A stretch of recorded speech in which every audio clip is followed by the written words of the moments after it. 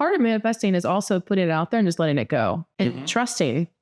That's faith, right? It is. It's faith that it's going to happen or something that, and this is what I've also started to learn, like whatever I'm even putting out there, I know that whatever's going to come is going to be better than what I asked for.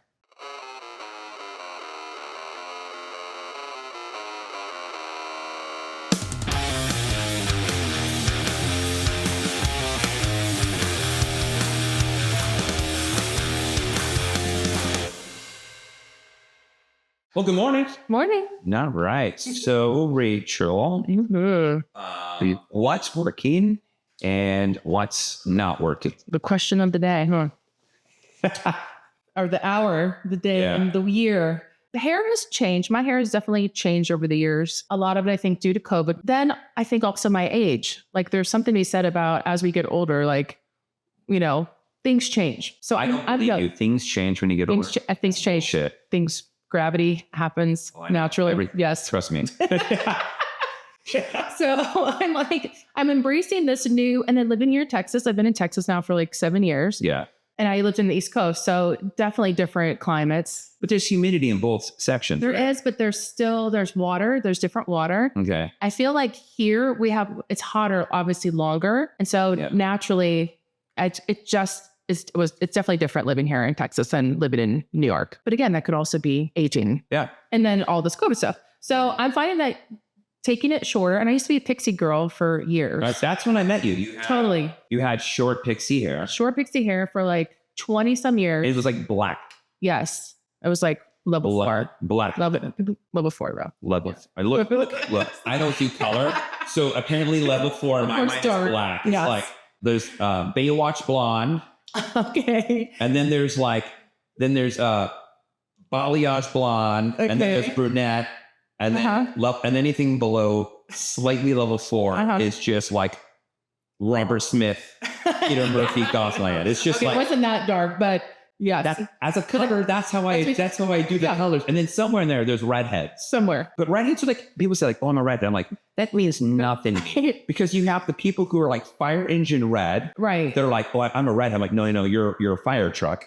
And then there's like natural redheads. Exactly. And that's a variety of like strawberry, blondish, goldenish, copper. Exactly. And like at that point, like I had a roommate, he was like redhead, but it was like orange. Like he was like orange hair. I'm like, you don't have red hair, you have orange. Yeah, that's like a classification. Redhead is like, you're right, it's a spectrum. It's a total spectrum. It's a spectrum. So I was a redhead for a long time. Copper red for a very long time. I try to attempt to grow it longer because I would love that. Like that hasn't been since high school. Yeah. Literally since I went to beauty school and went, it just got shorter and shorter. And then it stayed pixie for a long time. So only about 7 years ago is when moving here is when I let it grow out. And it's funny because I still feel like I struggle with even learning how to do my own hair anymore. Yeah. Because of pixies, it was so easy. I could, wear it so many different ways, different products. But this, it's like, I have to get a broom brush. I have to get a flat iron. Is there a curling iron involved? Is there a blow dryer? What kind of blow dryer? Like, so it's been, an adventure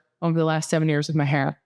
So learning how to do your hair. Learning to do it all over. Yeah. And learning what the texture is doing now, what's happening, the hair loss. Well, the texture here in the back is very different than on the sides. It's interesting because here in the back, like below the occipital, it's like the texture is smooth. I should say that there's no like frizz factor. And there's like this big wig.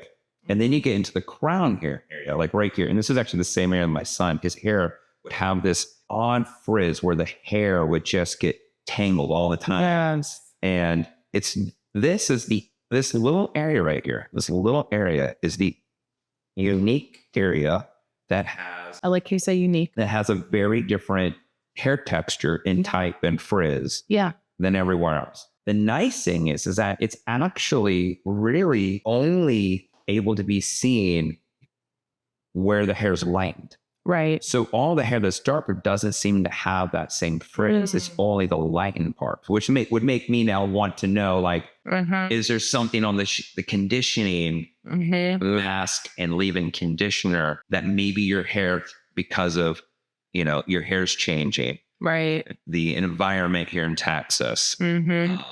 the reaction to your body had with its response to COVID. Mm-hmm. And then you throw in the chemical aspect of it being lighter. Yeah. I'm wondering if, all like there's one of those as an added extra stressor that seems to be affecting this more. This is like, I'm just interesting. thinking, like, it's interesting. I'm just wondering because like this doesn't seem to have the same area.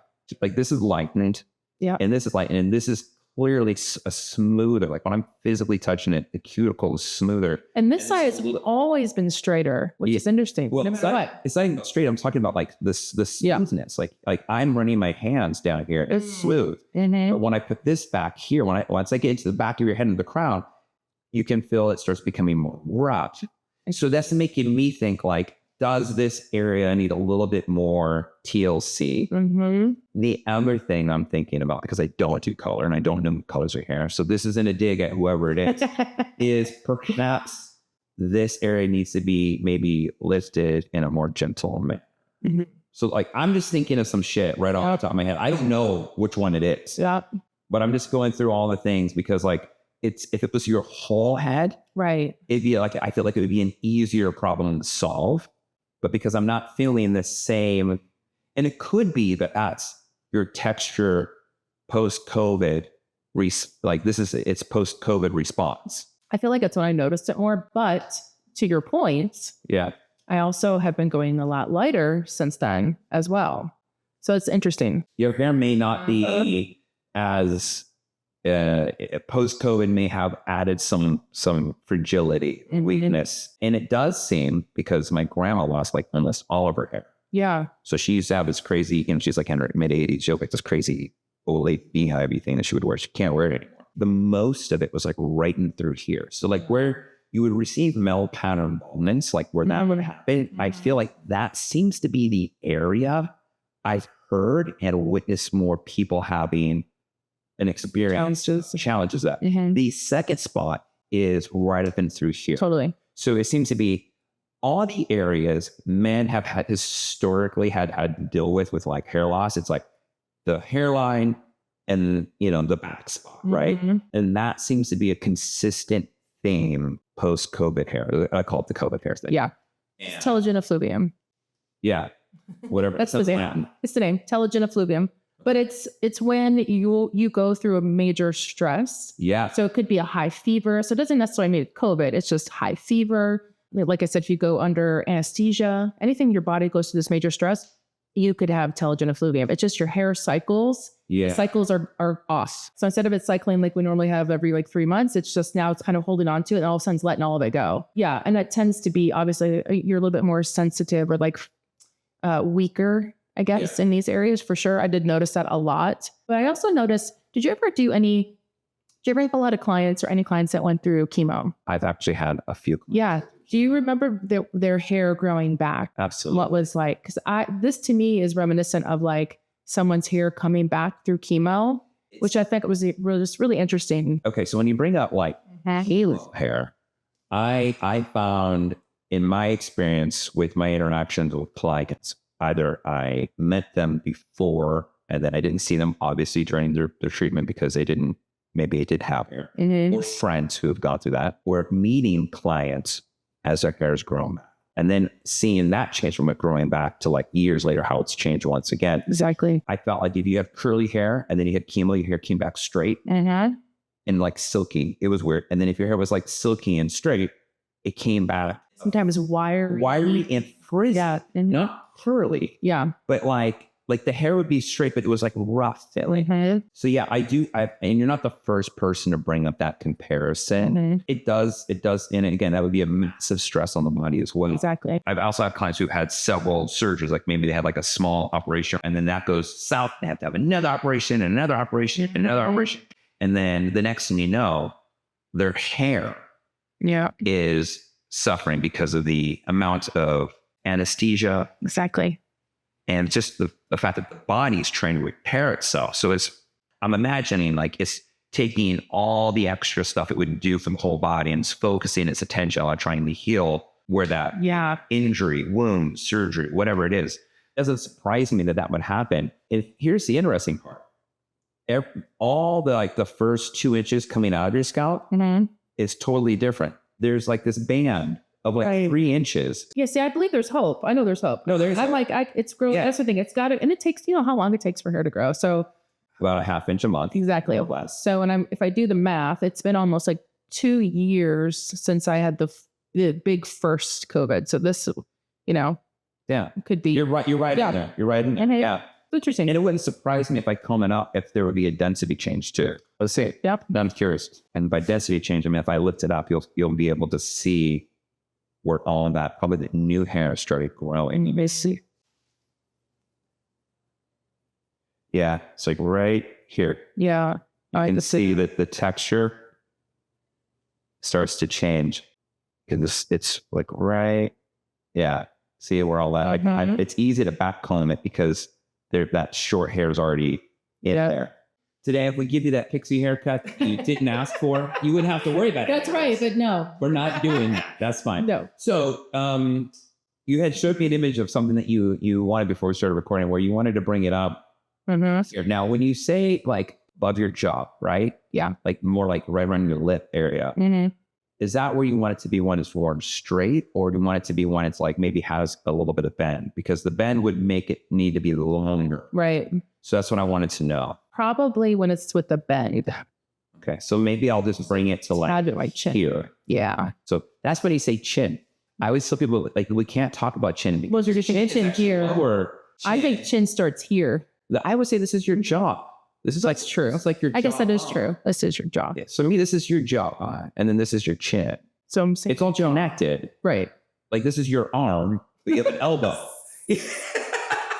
Okay, true. This is not my elbow. No. Yeah. No, but like here's my arm and like here's my jaw. Yeah. So my jaw. Okay. I'm just but this is But that's so true. That is so true. Because we just say chin. And I take it to here and they go, no, I wanted it here. And I'm like, chin. Maybe I'm too literal. Maybe I'm too literal. I'm guilty of it. These are parts of the consultations that like I need some consistency on this. Totally. Like, we're talking. It's like when people say like I want it to my lips, and I'm like top, middle, bottom, like right here. I don't know. Yeah. I just assume I know nothing, and I just have to ask all the dumb questions. So I'm super true. clear. We all have filters, and we all like. My version is different than your version. Hairdressing, like you're a hairdresser. Yes. I'm a hairdresser. And even though we may do the same actual maneuver or the same physical cutting or styling technique, there's another fucking name for it. Totally. Like people are like, why do you notch? I'm like, what the hell is notching? And then I go, oh, you need point cutting. Got it. Right. Whatever. You know? So yeah, and depending on like where you learned what the school, was it a pivot point school? Was it a Sassoon style school? Right. A Paul Mitchell school? Was it a Tony and Guy school? Was it a Red? Like this is a different name for everything. Totally. I usually say like, just point up to where you want it. Here. Got it. All right. So we'll do that. We'll do that. That's good. Perfect. And then do you want it to be more solid in one length, or do you want it so that way when you do put it curled that you get like a little bit of like surface texture in your top? Not like crazy amounts of texture, but something where these little pieces will add a little bit of, Yes, please. We can do that. And it's cool because this is your natural texture, like the way it's air dried, which is nice to see the fringe. Where are you bringing the fringe to? Well, maybe we can see at the end. Okay. But I tend to like it just below my brows. Okay. Right here. Yeah.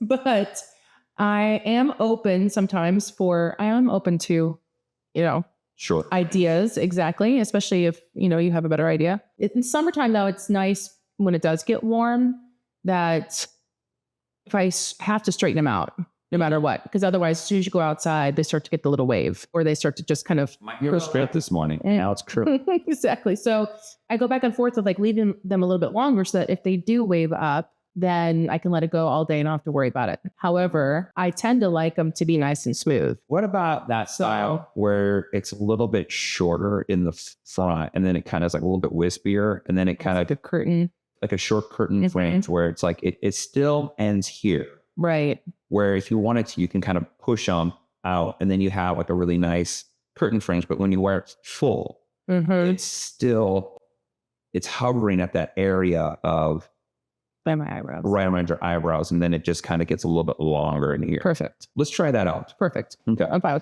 All right. Okay. Sweet. Let me get a cake for you. You want to set an intention for this? Oh, yeah. So okay, intention. So we're setting an intention. Okay. I've never done this. Okay. So What are these? These are fun. So Gabrielle Bernstein, have you ever heard of Gabrielle Bernstein? She's kind of like a spiritual leader, is what I call her. She's just, I don't know. I just have something that I just am gravitated to her and to her lessons. Okay. She follows a lot of the law of attraction, Course in Miracles, and she kind of teaches on those. Okay. So these are just her cards. She wrote a book. I will say her book, Super Attractor. If you're at all interested in a good book, I might be open to it. So Super Attractor is one of her newer books. Okay. It's just about how are you manifesting, basically. So these are just the decks of cards that go kind of with the book. So this is like so it's just like, I always like to say, like, I always like to pick cards. Any event, training, I always bring a deck of cards. Hair shows, I bring them for my whole team. I'll just say, pick the right card that you feel that you need at this very moment. But I have to pick it blindly. So it's like the idea would be that the universe is saying, this is what you really need to learn. Exactly. This is like right now. Whole placebo effect that I'm in control, but I'm not in control. You're not in control. I'm never in control. You're never in control. I'm married. I'm never in control. But just saying, you're picking, you know, that you're going to pick just what you need at this very moment. All right. Yeah. And then it's yours to keep. So I like to give these out. Okay. So I'm going to grab this one. Perfect. Oh, I grabbed two. Okay. Here we go. Okay. So let's read it. I can decide today to recalibrate my energy and commit to love and joy. Lovely. I have no issues with this. Does it resonate with you?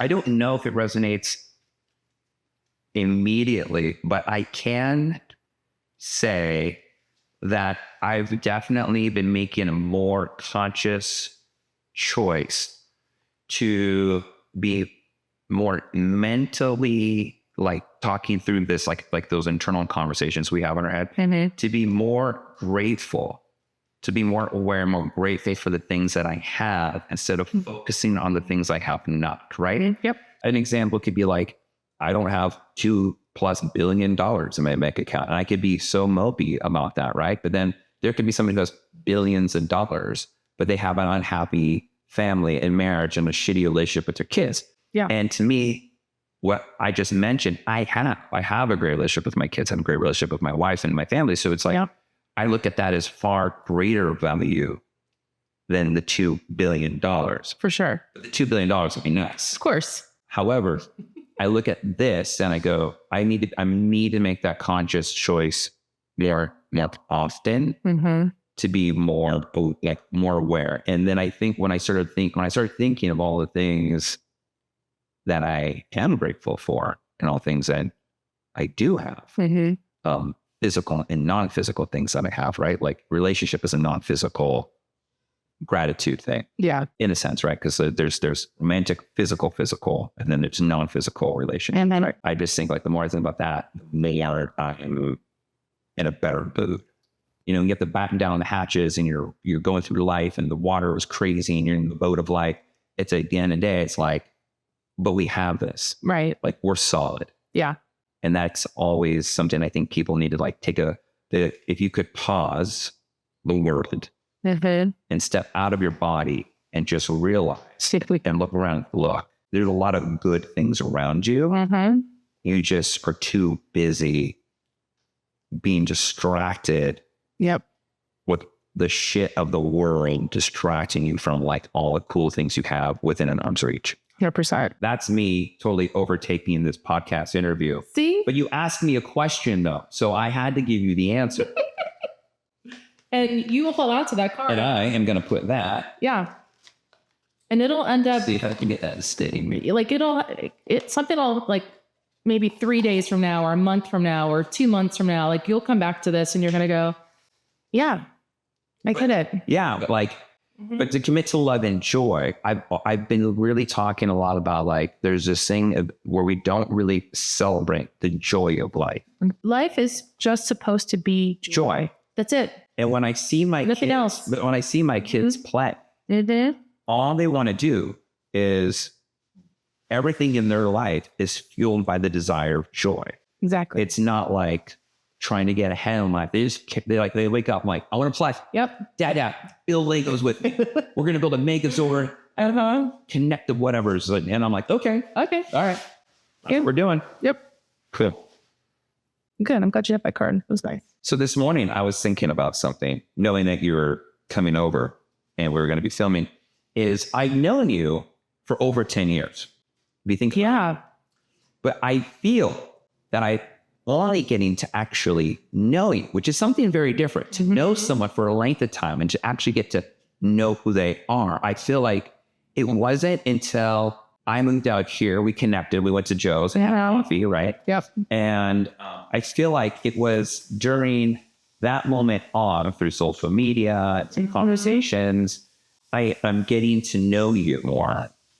And then I was starting to think, like, why didn't I get to know you that way when we were both at L'Oreal together? One thing would be like, you were in a different position. You were, you had to help run things. You had to help manage people. And I'm pretty sure there were hairdressers that, like in all things, you get close to, right? Yes. But I was also very much at that time lost in just cutting hair and kind of like. Yeah, you were West Coast, West Coast, yeah. You're out in the East Coast. So there's a divide. We're Totally. nowhere in the same vicinity. Yeah, no. And when we do see each other, there was nothing wrong. No. We're always friendly. Yeah. If you're only around the people that you're interacting with and you have a large gather of people, you're going to naturally gravitate towards the ones 100%. the most. 100%. And I think now, if you and I were to like both jump ship, neurology and go back at L'Oreal together, I think totally. Like in the morning at those gatherings, be like having breakfast and like totally get dinner time. Yeah. And it's so interesting to me because I think if you were to say, hey, Tab, in a few years, you and Rachel are going to talk more frequently. I'd been like, are you sure about that? I feel like it's that meme, that guy. Are you sure about that? Are you sure about that? You sure about Totally. that? You sure about that? I've been like, really? And I was just thinking about that this morning, how when people are like, oh, I've known them for 20 years. I'm like, but do you know this? Right. You've known them. Period. But it doesn't mean there's an intimate understanding of who they are. Totally. It's all, everything's timing. We weren't meant to have those conversations back then. We weren't meant to have, and to, you notice it too, right? Like, don't you find that, especially since you and I had that conversation at Joe's, met during that time of like pandemic stuff, we have very similar views on things. And so we started to gravitate even more so because then at that time, I think at that time we were finding our people. I want to just kind of like stop the conversation right there and say, like, I think during that time, everyone in general was so sensitive to having a conversation about anything. Yeah. And I think you and I were just two people who are open-minded enough and to not get offended. Totally. And to not be, what do you mean? Right. We're not jumping to that. I think you and I realized like, oh, people can still have conversations today. Exactly. Because I've found since then the art of conversation's gone. I'm hoping in some way that through this and this random podcasting of cutting hair filming, that it shows that people can talk again, actually get to know people. Yeah. And like who they really are in a sense, like, I don't know, name some controversial celebrity or person. It'd be like if Elon Musk was here, and he's a great example. At one moment, everyone loved him. Totally. And the other people hated him, but like the crowd switched. So wherever you stand on Elon Musk, it doesn't matter. The first thing I would do would be like, what's your favorite movie? Yeah. What's your favorite artist? Like, what's your favorite band? Like, should we just forget about all this polarizing bullshit? Right. And just get to be like, oh, you like Pearl Jam too? Right. So do I. You said that, wait, the thing today of what was the band? Orgy? Yeah. From Blue Monday? Yeah. Made me think, I was like, oh, I wonder if he's actually, like, I grew up with the song Blue Monday because I'm at least 10 years older than you. For your interpretation, when I posted that meme, it was so cool to see like how much, like your first introduction to New Order was through Orgy, which I was like, oh. And then I went back and listened to that song. I'm like, oh, they did do a really good remake of that song. They did. And they did. So like when I had heard that because of TRL back in the day and all that. Yeah. When MTV was a real music show. Totally. Before they became like trashy, teen pregnancy channel. I was like, I can't believe this. Do you ever remember 120 Minutes? Oh my God, Matt Pitfield? 120 minutes. I had to tape, right? This is VHS days, VCR days. It was on Sunday nights at midnight. Yep. And of course, I had to be in bed. Me too. I wanted to watch that so bad. So I had to record it every Sunday night. I get home on Monday, go back to watching my MTV. Like, I lived MTV. I grew up on MTV. I stayed up way too late one time, and I actually saw probably the second time they played Smells Like Teen Spirit. That's like my favorite band of all time. Yeah. Which is crazy because I love heavy metal. Right? Yeah. So it's like, they're like, what's your favorite band? Like Nirvana. They're like, but you like Slipknot. I'm like, Well, it's okay. Yeah. There's no connection. Right. Like Nirvana was my gateway drug into music. Like, the way people in the 60s saw the Beatles on Ed Sullivan's show, and like that changed their whole idea of music. For me, that was Nirvana. Yeah. But yeah, Matt Pinfield, he has a really cool podcast. He does? Yeah.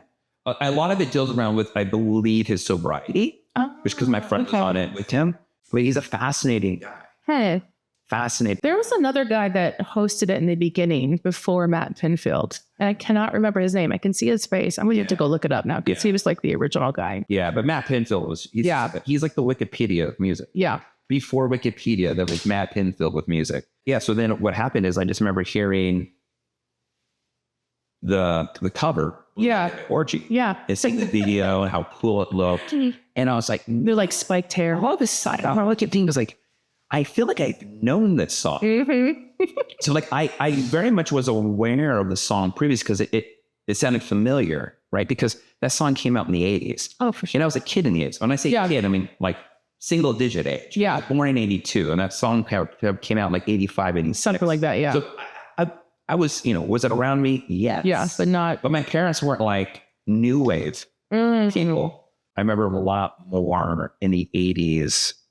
Like more like I remember my mom listening to a lot of NXS. Oh yeah, which was great. Like a Hutchinson. Oh my god! I remember like hearing like Black Rose in the late 80s. I remember like early 90s, like the Guns N' Roses. Some of that 80s country. Okay. And then I got into obviously like every little kid was like MC Hammer. But then the Nirvana came out, and then so like yeah. And that's it. I'm not washing my hair. I'm growing it out, and then I started stealing my dad's jeans because my dad's an electrical contractor. So he would wear jeans to get holes in them. Oh my! And then I would just take his jeans and wear them because they were like had legit holes. And then I would start stealing his flannel shirts because it's cold in the morning. I'm like, I'm taking my dad's flannel. Oh my! And so I literally just started wearing my dad's work clothes. To be nice, scrunch. Mm-hmm. Exactly. Mm-hmm. Totally. Funny enough, is I'm actually friends with Ryan and Amir from Orgy to this day. Oh, really? They're actually their other band, Julian K, which you might like if you're into this 80s synth pop stuff. Okay. They're actually playing here in Austin in August. Oh, really? Yeah. Okay. Yeah. I'll look them up. Yeah. They're great. They've been in other bands since they were in a band called Dead by Sunrise with Chester from Linkin Park. Oh. That band was extremely underrated. And that's actually a really cool band in general. So I know we're talking about music, but I like to talk about music all day. I love music. Talking about music, people's energy changes. Oh, for sure. Because music changes people. Have you been to Barb's yet? I don't even know what that is. Barbarella's? I've heard of it. Oh my God. Okay. Do you like 80s? This is going to be a plug for Barbarella's for sure. Love Barbarella's on Friday night. On Friday night? Friday night, it's 80s night. Okay. They play the videos as well. So you could see all the videos. And it's some of the like old school obscure 80s that you you may not know. But if you go there enough, then you're like, oh, I love this song. And then every once in a while they'll throw in like Whitney Houston and like Donna Summer and, ABBA. ABBA's actually wrote some really cool They wrote some amazing songs. Some great stuff. It just goes back to like Swedish songwriters. And when you hear some of the songs, like Madonna sampled ABBA in one of her big hits. Yeah, exactly. So they'll play that song a lot at Barb's, but it's so fun. There's just something about that era and I think I know because I grew up in it, but it's like, I loved the 80s. Love the 80s in Ohio. Loving the 80s. It's funny. My first exposure to clubs, like dance clubs, was a club in LA, and it was called Bang, and there was one called Beat It. They were like Friday, Saturday, and Sunday. They're at Hollywood Boulevard, and it was just all 80s, and it was the only 18 and over club too. So like if you wanted to go out, you just you would just do that. And my cousin was older than me. And he was, I think, like, you know, he was like the rebellious looking one. I mean, to this day, he has like a 1/2-inch lip plug. Oh. His tongue is split like a snake and he has 2-inch holes. Ooh, okay. He has a double ear, what I have in my ear going through his nose. He didn't have all that at the time. Yeah. Okay. He's also really funny. He has a really funny sense of humor. Hey, do what you want to do. On his chest, he has a moose and he's a redhead, right? And so he has this moose, but he'll shave everything except where the fur. Stop it. He goes, look, it's a 3D tattoo. Like, I mean, that's pretty clever. You got to give him that. That is clever. It's like, that's his personality. And he's like, dude, you got to come with us. I'm like, what is it? Dude, I love this. So I'm like, okay. Every Friday night we'd go for a while. And that's it. You learn early on that all the cool stuff in the club happens in the patio where everyone's smoking. Oh, yeah. That's where all the action happens. Mm-hmm. You know, you go outside, you do your talking. Yep. Yeah. Oh, that's so true. We've talked about a couple of things previously. One of the main things that every time we've kind of talked and you post about is manifestation. Uh-huh. And manifestation is one of those things where I feel people get like, well, that's hope. If you're a very religious individual, someone call it prayer. Yeah. But if you don't have that component of faith and a higher power, it gets disregarded as being just like woo-woo. And I disagree with that personally. I think it's all the same thing. That's just me. How did you go from Ohio and then where did this shift happen of intention and manifestation? I'm like, look, you made me pull a card up today. So, you know. Yeah, it's so yeah, I grew up in Ohio. My family still lives there just south of Cleveland. I went to college for a little bit and I didn't know that I wanted to be a hairdresser at all. Like I didn't, even growing up, like I can't say I've ever had any sort of desire, you know, there wasn't a strong pull to do something in my life, right? I just was like, I really was just trying to have fun. Like I realize that now, like everything I did was like, am I with my friends? Am I hanging out? Is it fun? But I did have this sort of drive. I had this sort of entrepreneurial side of me. I don't think I knew it at the time, but even my mom, every once in a while, she's like, don't you remember you started that volleyball club when you were like in 8th grade? I'm like, no. She's like, you started this. I'm like, okay. But I think I just did it because I wanted to have fun. I really did hang out with my friends. So you're saying like you're so far in life at that moment, you're motivated by fun. By fun. And if it's not fun, I just didn't do it. So that's been like my whole belief. Like I wouldn't do dishes. My parents would want me to do the dishes all the time. Yeah. I thought that it was not fun. Okay, so I am neurotic about a clean seat. So that was like my neuroticness. As a child. Okay. Yes. As a child, I don't think I even was allowed in the kitchen. No. Yeah, but I told everybody so early on that Peter Pan was my role model because I never grew up. And to me, he just did everything was fun. Yeah. Joyful. So again, like yeah, brings me happiness. I'm doing it. Yeah. I would say if it's not fun, I'm not doing it. If something I'm doing goes from being fun to being a job. Totally. And like that's why my mental shift is. If it's a good job, I'm out. You're right. That's how life should be, honestly. What I've learned over the years, like my opinion, just my beliefs, we are here to truly have joy, just pure joy. Be joy, be of joy, be around joy, create joy. That's what this life is. This whole experience is just joy. People or things that live a joyful life that like every time you witness that, it reminds you to recalibrate, as this thing says, to go, you know what, that's, I need to do it more like that. Yeah. I think now there's a lot on social media that I'll catch with just people, like kids are a good example. Like you said that with your kids. Sometimes just even going back to watching children and just seeing that, like I live, up in Mueller and we have this awesome, we've been to the farmer's market out there. Okay. Yeah, it's wonderful. So there's this great little park there and they have the fountains that are on like a timer and all the water's used up. And so sometimes I'll just go there and just sit and watch, like even the parents watching their kids and just seeing some of the parents interact with their children. There's nothing else that they're thinking about in that very moment, but just that moment. It's just inspiring to kind of always be around that so that you put yourself back into the position of like, you know what, there's so much other crap and stress happening out there. We don't have to always be in it and we shouldn't be in it. I agree. Kids are a great reminder. It's a wonderful reminder. And I don't have kids, but I do like kids. To me, dogs. Dogs, yeah. Like dogs, their whole mission in life is to love and be loved. Yep. You go in the garage for like 5 minutes, come back out to where have you been? Exactly. It's like, I need I think my goal in life is to figure out how do I capture that level of excitement back in my life? Because at some point, you'll lose that. And I think there's a few of us who are trying to regain the excitement. And especially with, again, just this human experience we have. I don't know. Again, I know that I'm a soul that's in this meat suit. It's a meat suit. I'm a soul. I came down here to have this human experience. I'm here to learn something. I'm here to experience it with other people that have decided to also come down here. And I think once you know that and you kind of realize that, then things do shift for you. Things change. When I started out, like I said, I didn't really have a desire to do it. I didn't want to be a hairdresser. I didn't have that at all. I went to college first. I was an art major. And kind of art.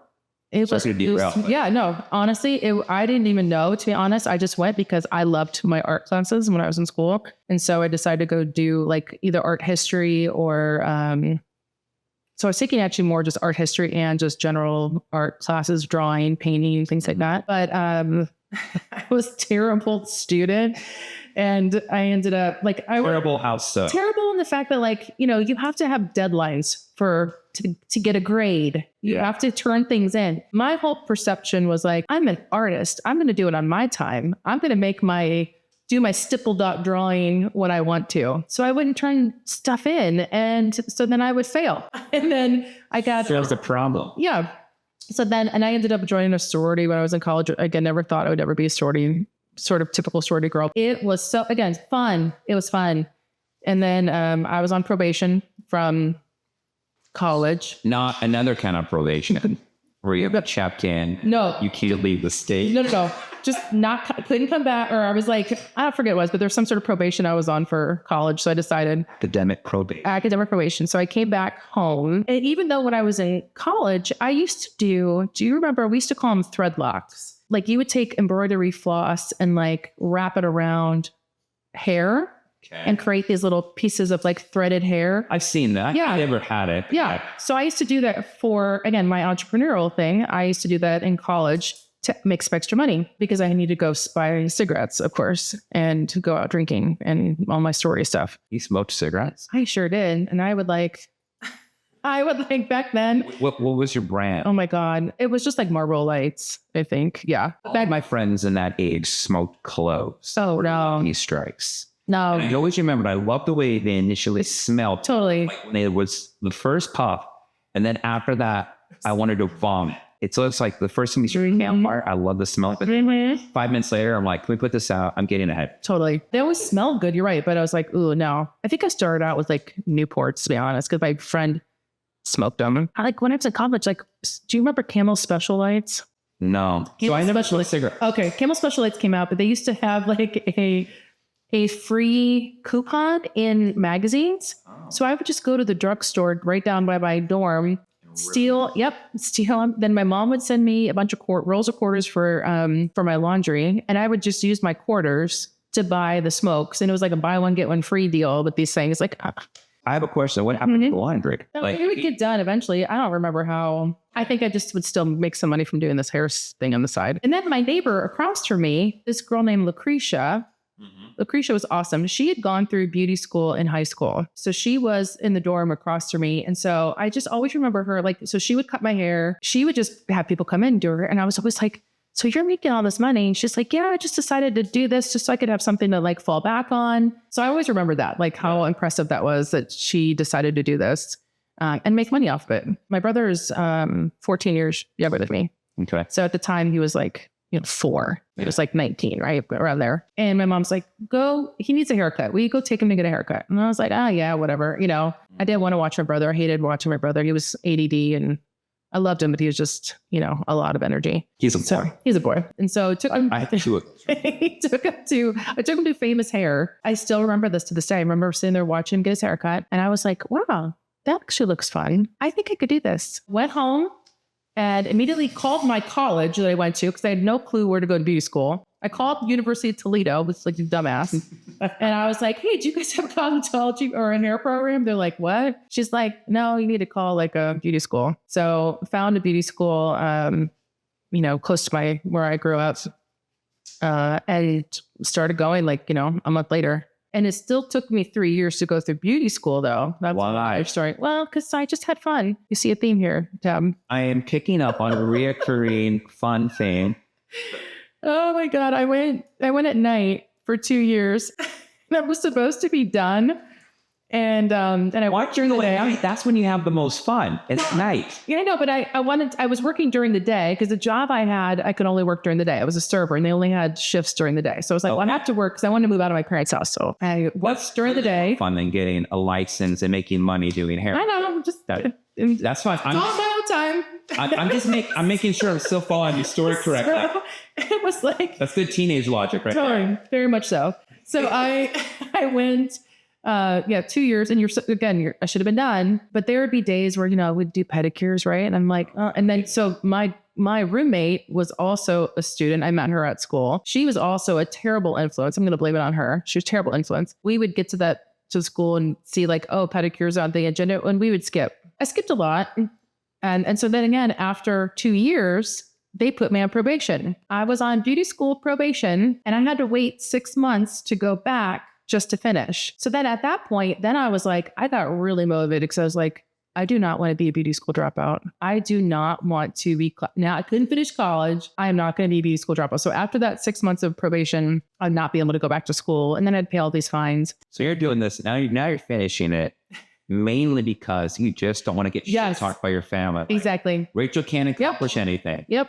How did she even get through high school? Yep. I'm super motivated to be like, I don't want to be that person to not finish. Yeah. So then I went back then during the day and I finished up within 6 months. So there was my 3-year time frame. And then after that, I just got super motivated. I really enjoyed, I found a great salon. That was a commission-based salon. They were Aveda. I had great mentors. Aveda seems like it was always more popular in the Midwest. Because in California, like I didn't really know about Aveda until probably a few years into doing hair.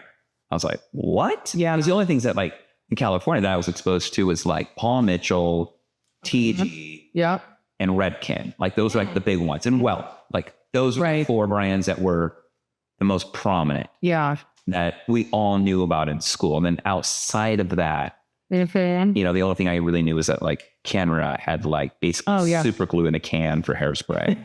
Like Joico, you probably had Joico and Nexus. Yeah, Joico with the K-Packs. Yep. I remember that. Yep. Like all the girls who were trying to do like... K-Pack was everywhere. That early 2000, I call it stripper striped hair. It was like all platinum, like the 3 dark black or burgundy pieces. They were all obsessing over their Joico K-Pack because they would just fry their hair. And everybody would be like, how do you get the ends like that? And they're like, bleach. Yep. So you need the K-Pack for sure. So yeah, that's cool. Yeah. So I worked there and I started to become an educator then. So I was like the in-house educator. So I remember my manager, she was just really supportive of me. And so we also had like a education sort of bank program. So, you could store some money away and then use it for, shows and events, which I definitely took advantage of. Did they have at that time was the Columbus Hair Show? Oh, yeah. Yeah, for sure. And that was probably like the biggest thing. Well, the Cleveland one was actually, I think, bigger. Yeah, there's a Cleveland when Barnum is Barnum Beauty Supply, which is now BSG. So Barnum Hair Show. That's when I remember seeing like that's when it was like the true edutainment, like the Altieri brothers. Did you ever see the Altieri brothers? Oh, no. Whoa, that was a show. The Golden Nose shows, to cut you off. Sorry. Anytime the stage went from something I could use behind the chair to something that looked like it belonged on a talent show, I checked out. Yeah. So hair shows for me, like I never watched any of those things because I was like, this is just ridiculous. Like no one's going to do 3 cameras. Totally. Upside down. All of that. Yeah. Like just never interested me. So when people talk about the showiness of hair, now, as I say this, it's no surprise why I gravitated towards a company like Tony and Guy or Salsman, where they're like super serious about like that. Like there's nothing showy. No. Like people go, oh, well, the technique. Oh, that's the technique. It's not to be showy. I think it may have gone on when I was still in beauty school and obviously when I was a young hairdresser. Yeah. But I never saw any. Yeah. That was like Probably mid 90s for So me. I graduated high school in 2000. Okay. Yeah. So I think I caught the tail end of some of that showiness, but of course, I just told you I checked out. I was like, later. And I don't know. I always just was interested in education. Like I realized like I enjoyed taking whatever class I could, and I completely immersed myself in all kinds of education. And so then even with Aveda, like I worked, like they would send me to like the local training center that they had in Cleveland. And then I would learn like whatever Aveda sort of techniques they wanted to, and I would bring them back to the salon. So it was a nice opportunity. It wasn't overwhelming, but I really enjoyed it. And then it sounds like that was like a really good soft introduction. For sure. To see, and then clearly you're having fun. I'm clearly having fun. Totally. You're like, I get to travel. I get to exactly.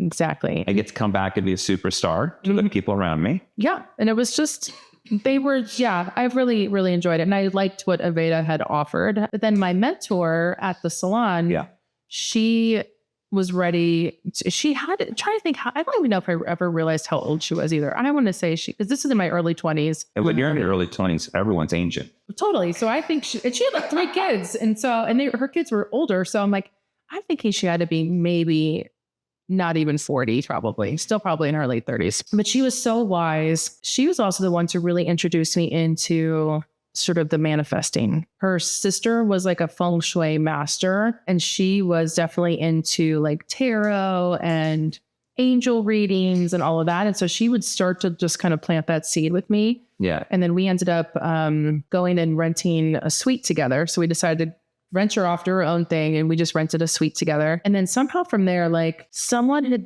I think it was just another client, it might have been her, but there was a woman in the building next to us that could read and talk to your angels. And so I was like, okay. So someone's like, you should just go do it. It's fine. I've done it before, blah, blah. That was one of my very first experiences I remember with like having like an angel reading or some sort of spiritual sort of aspect. I grew up Lutheran, went to church, like every Sunday, went to, all these camps and Christian camps, all this stuff. So they're not doing like reaching out and talking to past relatives at these. Not in the angel ones. It was more like she talked to your guides, your guides. What are your guides? So your guides, you call them your angels if you want, or your spirit guides. There are souls, if you want to say for better lack of words, there's souls that are out there watching you and guiding you in this life. Now, are these guides, these angels, are they random souls? I'm going to use that example. Or are these like related to you in some way? Because people talk about a guardian angel, right? And people say like, I know it's my great grandma who's my. That could be. Mm-hmm. Then people are like, I don't know who this guardian angel is, but they're always there, right? So are all of those things a possibility with this angel reading stuff? Yeah, correct. What I've just kind of learned is that you're kind of part of a collective almost. And it's almost like your tribe of souls, basically. Some of the souls make the decision to come down here and have this experience on Earth and have this experience, in this human form. Some of the souls decide to stay up there because they're like, guide you. That doesn't look like fun. You and I are like, this looks like fun. Let's do the human. Exactly. Let's go through all this trauma and everything. Let's do it. Let's do the meat experience. Exactly. Yeah. So some decide to stay and just continue to help you. Or maybe they've already done it and they've learned their lessons. So they don't necessarily need or want to come down again. It could be. They want to be like your coach. That's it. They are truly here to guide you and just support you. So it also goes back to just always remembering, like, you're never alone. Mm-hmm. You're never alone. So yeah, so I had this angel reading and I was like, ooh, and she walked in and she was like, oh, your angels have been with me in the car ride all the way over here. They were so excited to talk to you and to talk to me. I was like, okay. You're like, this isn't. Yeah. And so she kind of just told me, and I barely remember like everything she said, but I just remember how she's like, one of them is always watching you especially when you drive. You have a tendency to like not be super cautious when you drive. So they were kind of just reminding me of like, just maybe pay a little bit more attention. Your awareness wasn't there. My awareness wasn't there. So it's just stuff like that. And so I just found that really fascinating. But that was my first intro into sort of this entire world. After that initial reading, did the outcome of that reading resonate with you where you're like now on board? No, because even in that reading, like what she gave me, this woman, gosh, I can't remember her name. She gave me a book called The Game of Life and How to Play It. by Florence Scovel Shinn. That was my very first book that just completely shifted and changed my whole way of thinking. Okay. It's a really thin book. It's not real big. It was written probably in the 20s, which I always thought, again, I found it amazing that this knowledge, this wisdom, this is thousands of years old wisdom, but this book happened to be in the 20s, right? She even writes it, like you read it, you're like, oh, that might not, the way she phrased something, I was like, that might not be, relevant today. Exactly. PC. Exactly. So I bought that book for like all my girlfriends. I was like, you all need to read this. This is blah, blah, blah. But it basically was about attraction and the law of attraction. And like, how are you speaking to yourself? What are you saying to yourself? By the way, how's the link? Great. So much better. Thank you. You're welcome. I just wanted to check in because like we're at that spot where I could take a little shorter, but I'm thinking when you have that bend in there, I think so too. It's going to be fine. And I also want to give myself enough room to create a little bit of that texture. Yeah. So that way this doesn't look thin and flimsy. No. Okay. Yeah. Sorry. Perfect. So then after that, I think I just started exploring and like getting into more book. Like then I got into, somehow I found The Secret. Oh, the book. The movie. Oh, the movie. Yeah, the movie that come out. Yeah. And again, this is another client of mine had brought it up to me. So I watched The Secret on DVD, like I have the very first version of it. I remember the same. I did the same. Yeah. So even from there, then I remember listening to, Esther Hicks was on the original one. She's not in the ones moving forward for some reason, but she was on the original one. I sort of gravitated to her. And so found, again, the law of attraction with the whole Abraham Hicks. Are you familiar with Abraham Hicks? So Esther and Jerry Hicks, again, more into like a spiritual leader. Esther can actually channel energies. So everything's energy, right? So you can't really say she's channeling one person. She's actually channeling energies. They just named it Abraham to give it a name, to make it more understandable for us in this human form. But she's really, when she channels, she's channeling like multiple energies. Got it. The whole law of attraction book talks about her story too, about how like she was super resistant. She was very religious. She only wanted to read the Bible. Like, and Jerry, her husband he was always the one to be like, well, what about Course in Miracles? Like, let's read this. Like, this is so fascinating and blah, blah. And let's meditate. And, we should just, meditating is just you call it prayer too, which is long form prayer. And you're not really, you're not trying to think of your thoughts. Meditating is just really about trying to sit and not focus on your thoughts. So he was trying to get her to meditate. I'm incapable of that. Oh, you can. You'd be surprised. I can teach you. So Want to schedule a session? We totally will.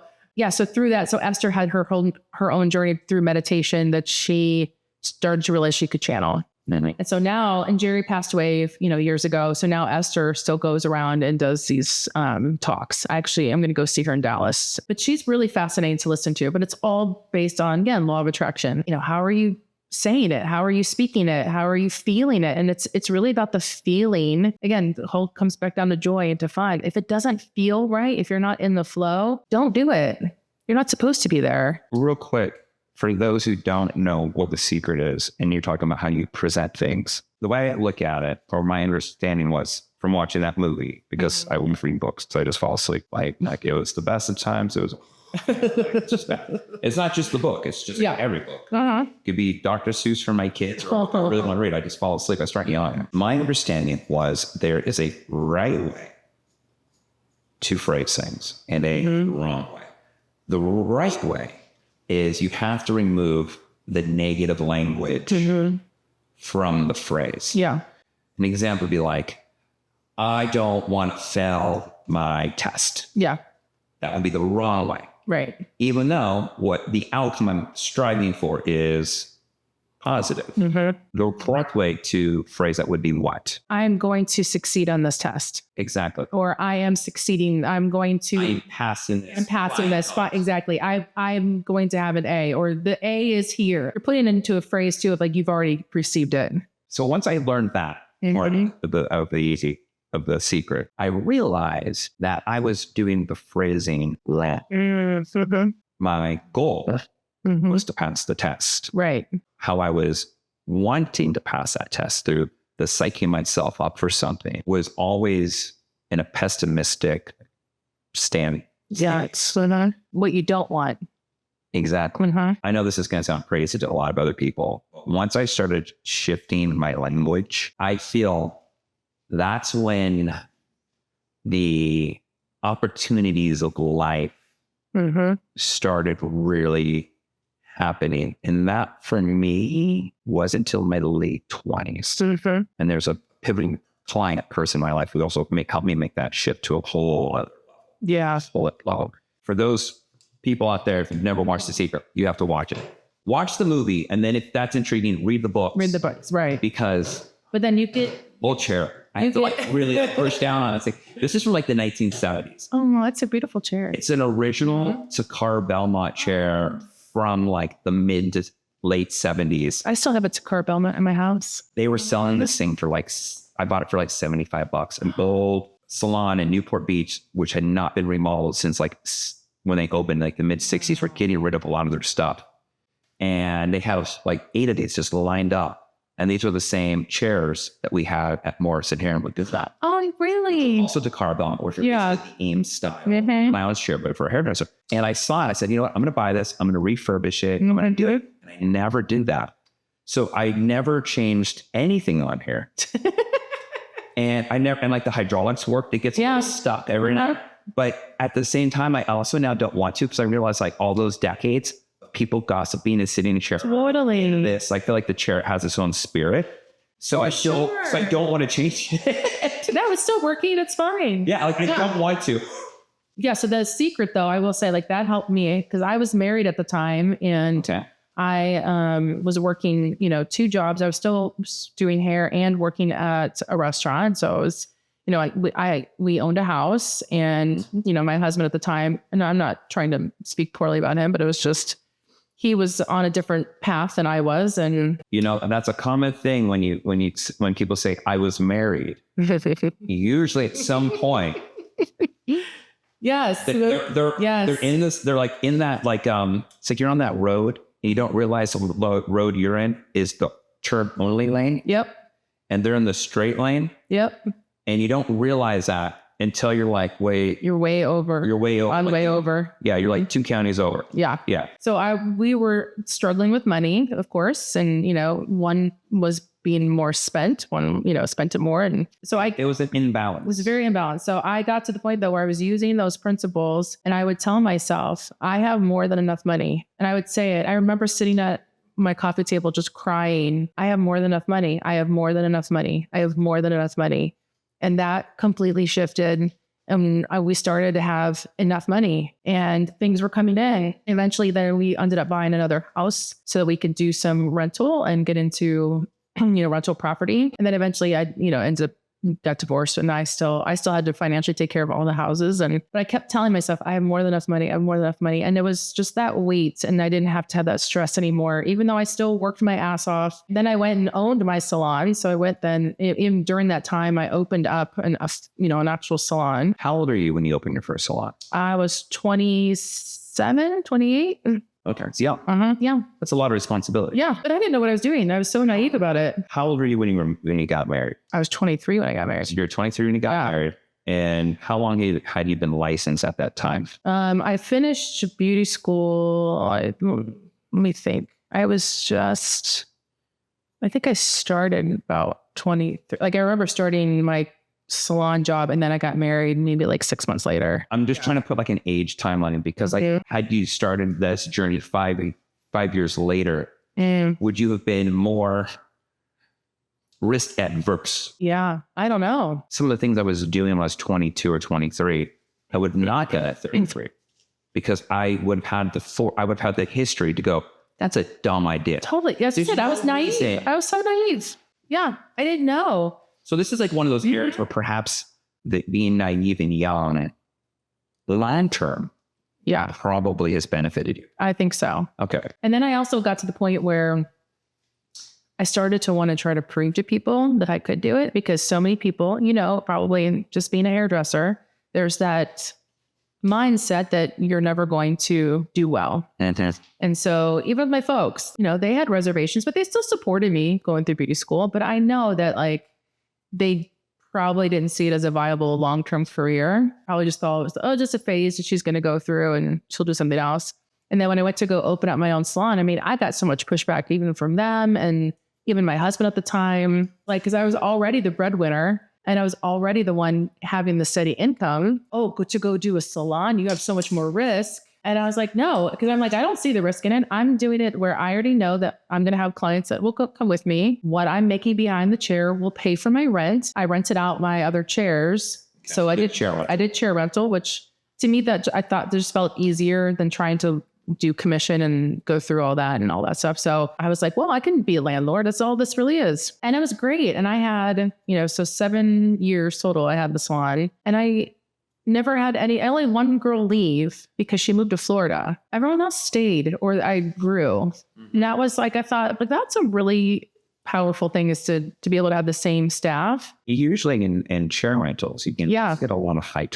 Yeah, but it was still pretty new back then. So even, this is like, right, like in, late 90s, early 2000s, which was still new. And I mean, some people still feel that chair rental is like the death of the industry. And I disagree. I disagree too. But I also had it set up so it looked like you were in a traditional salon. So you didn't walk in, right? You don't feel like everyone was completely separate. But the one person who shows up in like flip flops and they're like, I'm going to a barbecue right after. Yes. No. They still showed up. Presentable. Yes. And we all worked together. Like just someone's client was sitting there. We'd say hi to them and just, make sure they were taken care of, make sure they were okay. If so-and-so was running late, we know she's running late. She's coming. We'll let you know. It was a great environment. That sort of thing. Yeah. So it was great. I ended up then becoming from there an educator with Curology because Aveda at the time, so as a chair rental, they wouldn't sell me their product. So I had to find another alternative brand. Then I became a total vegan. And so found Curology had just launched, being that they're all vegan. I was like, oh, this is interesting. Okay. Went to the first training. I was like the second educator in Ohio because then we're such a small team, was going everywhere, traveling, supporting tons of people. Curology got bought by L'Oreal. Mm-hmm. And I just thought at that time, like, okay, this is going to mean something. There's something here. So many of my other coworkers were like, or other artists were like, oh, well, this could be bad. L'Oreal is a big bad person, big bad company. And I'm like, no, there's something about it. Like anytime a company gets bought out, there's always a fear. Such a fear. It was so interesting. I'm like, we don't know anything about them. Like, let's give it a shot. And of course, from then, right, they paired us up with Redken. Yeah. And I then went to every educational thing that was offered to us as artists, just because I think it was just a good opportunity. And I wanted to see who these people were that I would, start to work with. Right. So then what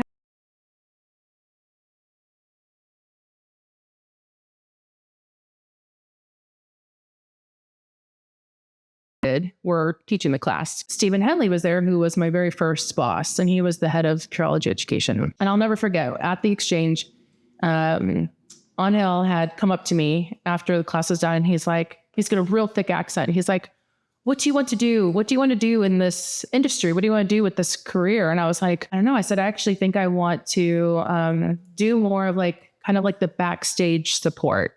Because there was a position at the time that was sort of like, kind of like the operations kind of manager position that would just help right backstage. And I just said, I don't love being on stage.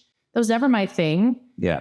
I'd love to run it, run the stage and put it all together and all that stuff. And so he went right over to Stephen. I saw them talking and whatever he said, I don't know what he said, but Stephen came right up to me and he said, there's a training manager position open up for the East Coast. Is that something you're interested in? And I'm like, yeah. So we went back to his office. He told me a little bit more. He goes, go home, put your resume together, send it to me as soon as you can. Okay. So when that happened, I took, actually before this, I I had taken his business card, which is really funny. Long before this conversation. Because he was in my original training. So I had his business card from my original training, probably 2 years prior. So I had taken his card and scratched out his name, wrote my name on it. At the time, there was another training manager position. They had it on the old Curology website. So this was before L'Oreal had purchased them. I printed out the page and I cut out the training manager title, cut it, and I stapled it over his title. So basically said Rachel Flowers, training manager, and it was on a Curology business card. This is how many months or years before? This is probably about a year before. This conversation happened. Yes. Okay. And then I had it on my vision board. And I didn't really have an office in my house, but I just had like this cork board sort of vision board. And I also had a couple little statues of things from New York City. So I'd taken some classes in New York, like a Deborah Curl class and a Ruth Roche class. So you have these artifacts. Like a little Empire State Building. And those are just sitting there too. So when he had this conversation, I was like, holy shit. Is this seriously what he just said? Sent my resume. And now I look at like my resume was just awful. Like I didn't know what I was doing. I hadn't put a resume together. You know, I owned a salon for 7 years. So like, but can I also like interject that? Mm-hmm. They never talk about putting a resume together ever in cosmetology school. They never teach you business. They don't, for the most part. A lot of hairdressers come out ill prepared for expanding their career beyond just the chair. 100%. I totally agree with that. It's again, still to this day, I don't know how to make a resume, and I don't have one. And thankfully, I've never needed one. It's usually all tweeting it out. Right. But like, I didn't know like these kind of positions existed that I have to have my license for this position. I didn't know like that was even a possibility that I could do something like that and not, work behind the chair or own a salon. I thought I made it to the top by owning a salon. Like I thought that was it. But that's usually the average. That's the end of the hairdresser dream. Right. When you're on salon. Right. That's the only dream ending that is really ever talked about in school. Exactly. Hey, you want to do this? You can open your own salon. They never say you could work for a brand and travel the world and be in charge of oodles of people. Yeah. Now they do more. Yeah. Because social media has now forced the conversation, I think, to happen. Yeah. I mean, this is all before, oh my God. Before MySpace. Way before. Exactly. So after that went and, got the interview. This is going to be fun. Yeah, this is super cute. And then I had to wait after I did the interview. They flew me to New York to go to a huge interview with like everyone. 6 people at the table. And I was like, oh, wow, this is so intimidating. 6 weeks later, they called and they're like, we want to give you the position. You have to move to New York. And you got to be here within like a month. And I was like, okay. So, and I still owned a home. I owned a car. I had owned my salon. Luckily, I started putting the feelers out there. So I already knew I had someone to buy my salon. Now, you wouldn't want to have kept that? No. Why? I didn't think I could do it all being in New York. Not having the technology that we have now. I'm not putting that into my equation. That's actually very true. Like I didn't have cameras there. See who's still in product or not. Yeah. I mean, I just got an iPhone when I moved to New York. Okay. I still had a BlackBerry. I had a BlackBerry Pearl. I never understood BlackBerries. I had a Palm Pilot Trio. Oh, you had a Palm Pilot. Yeah. We all had that. And with the little stylus, we thought using the little stylus made us feel like superior. So yeah, I just didn't even think about keeping it, which is interesting. But I kept my house, which had 3 apartments in it. And it was more just because I didn't think I could get the money out of it yet. And I just was like, well, I have a friend who, was living in it in the first floor. And he was sort of like managing it. Every time you switch territories, then you always had the opportunity to basically live in your territory. Okay. So eventually, and I had Austin as my territory originally. I had half the country. And I remember coming here like in 2008. Oh, wow. So imagine it back to 2008. Yeah. And I just remember like, I totally fell in love with Austin, driving down Cesar Chavez. I just remember like, I'm going to live here someday. But I just moved to New York and that was a dream. So I knew I needed to like, just wait and finish out my dream of, experiencing New York City. When I finally got, and then went from Pureology to L'Oreal Professionnel, just having more, again, switching territories. Then I got this territory back again and 7 years ago. And that was it. I was like, okay, moving, done. So that's what ended up bringing me here to Texas. That was a long way to tell you that. No, but what it does is it sets up like so much. So what I got from your story was that if it wasn't for that one salon owner you had, that boss who exposed you to this angel reading, that it probably would have been a very different timeline. The other thought I have is, would that timeline have even occurred? And those are the things that keep me up at night. Because I keep thinking, like, if it wasn't for this thing, would this thing have ever happened? Or was this thing always waiting to happen? Because there's that other belief that the things are already predetermined. Totally. However, you just have to go a longer path to get there. Right. But I also think that's when knowing that you've got these angels or these guides, they're still guiding you to that. It's people, right? I feel like, this woman, Tony, who that's her name. She's the one that really kind of projects me on that. Like, Tony was put there for a reason, or she was part of my collective, and we decided to do this together. I just think that, like, I have no regrets on anything. Even all the mistakes I've made, I have no regrets because those were there and put there for a reason. At that time. It was there for me to learn something. I'm trying to dig deep now. Like, I have a spiritual coach right now. And we're really digging into, like, because there's so much that happens in our childhood. My wife is talking about that a lot. Yeah. The childhood trauma, which is really, so like there's the phrase that when people talk about children, they go, children are resistant. They're resilient. They bounce back. But like, it occurred to me that, like, all of us as adults are spending hundreds of thousands of dollars on therapy to get through the trauma of our childhood. Totally. So I'm like, we're not resilient. No. We're just oblivious to it until so many things have influenced us, I think, until we kind of we look at ourselves and go, what the fuck? Right. And this is something that Gabrielle Bernstein talks about, is like, there's small trauma with the T, right? And there's big trauma with the big T. That reminds me of Plato, the world in two forms. There's big F and little F. Like, the big F is like virtuous things. Like, what is truth? What is this? And then like, there's a small F, which is like, everyday kind of shit. That actually resonates to me. Yeah. So, because I always thought too, like, I didn't have any big traumas. I was divorced. Some people can consider that a big trauma. I don't. It wasn't like we didn't have a terrible breakup. It was amicable. It was loving, all of that. Yeah. But I don't, but yes, that can be very traumatic. For some people, it's hyper-traumatic. Totally. So I never thought, oh yeah. I just want to get all this off you. Like that.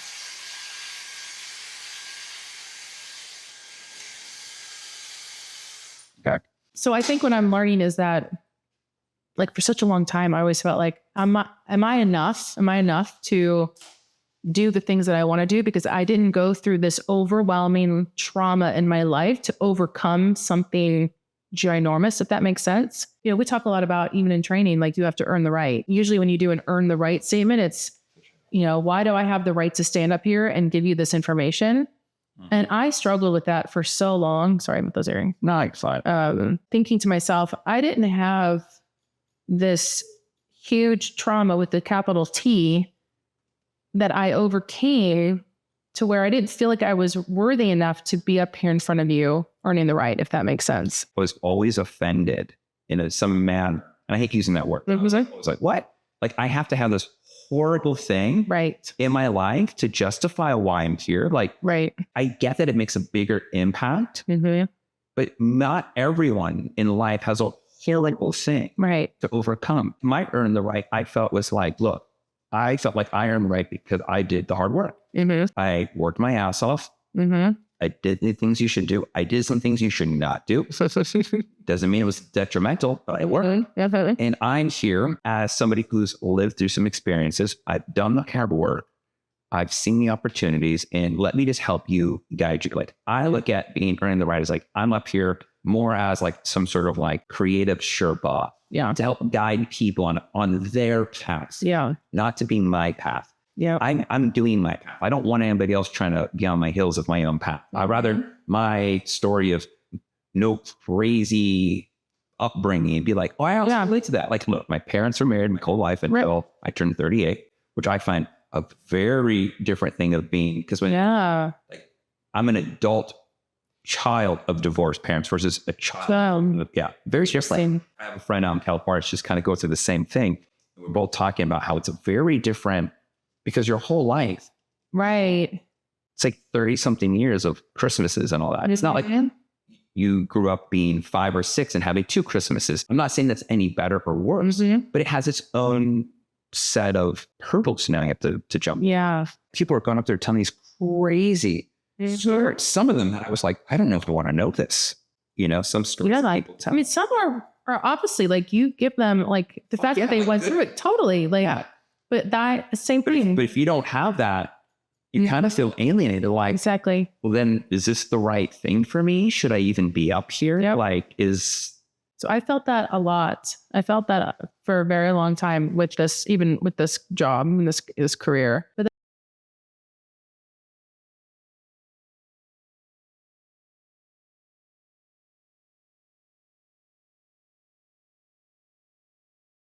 then I've overcome that and realized like, no, I am supposed to be here.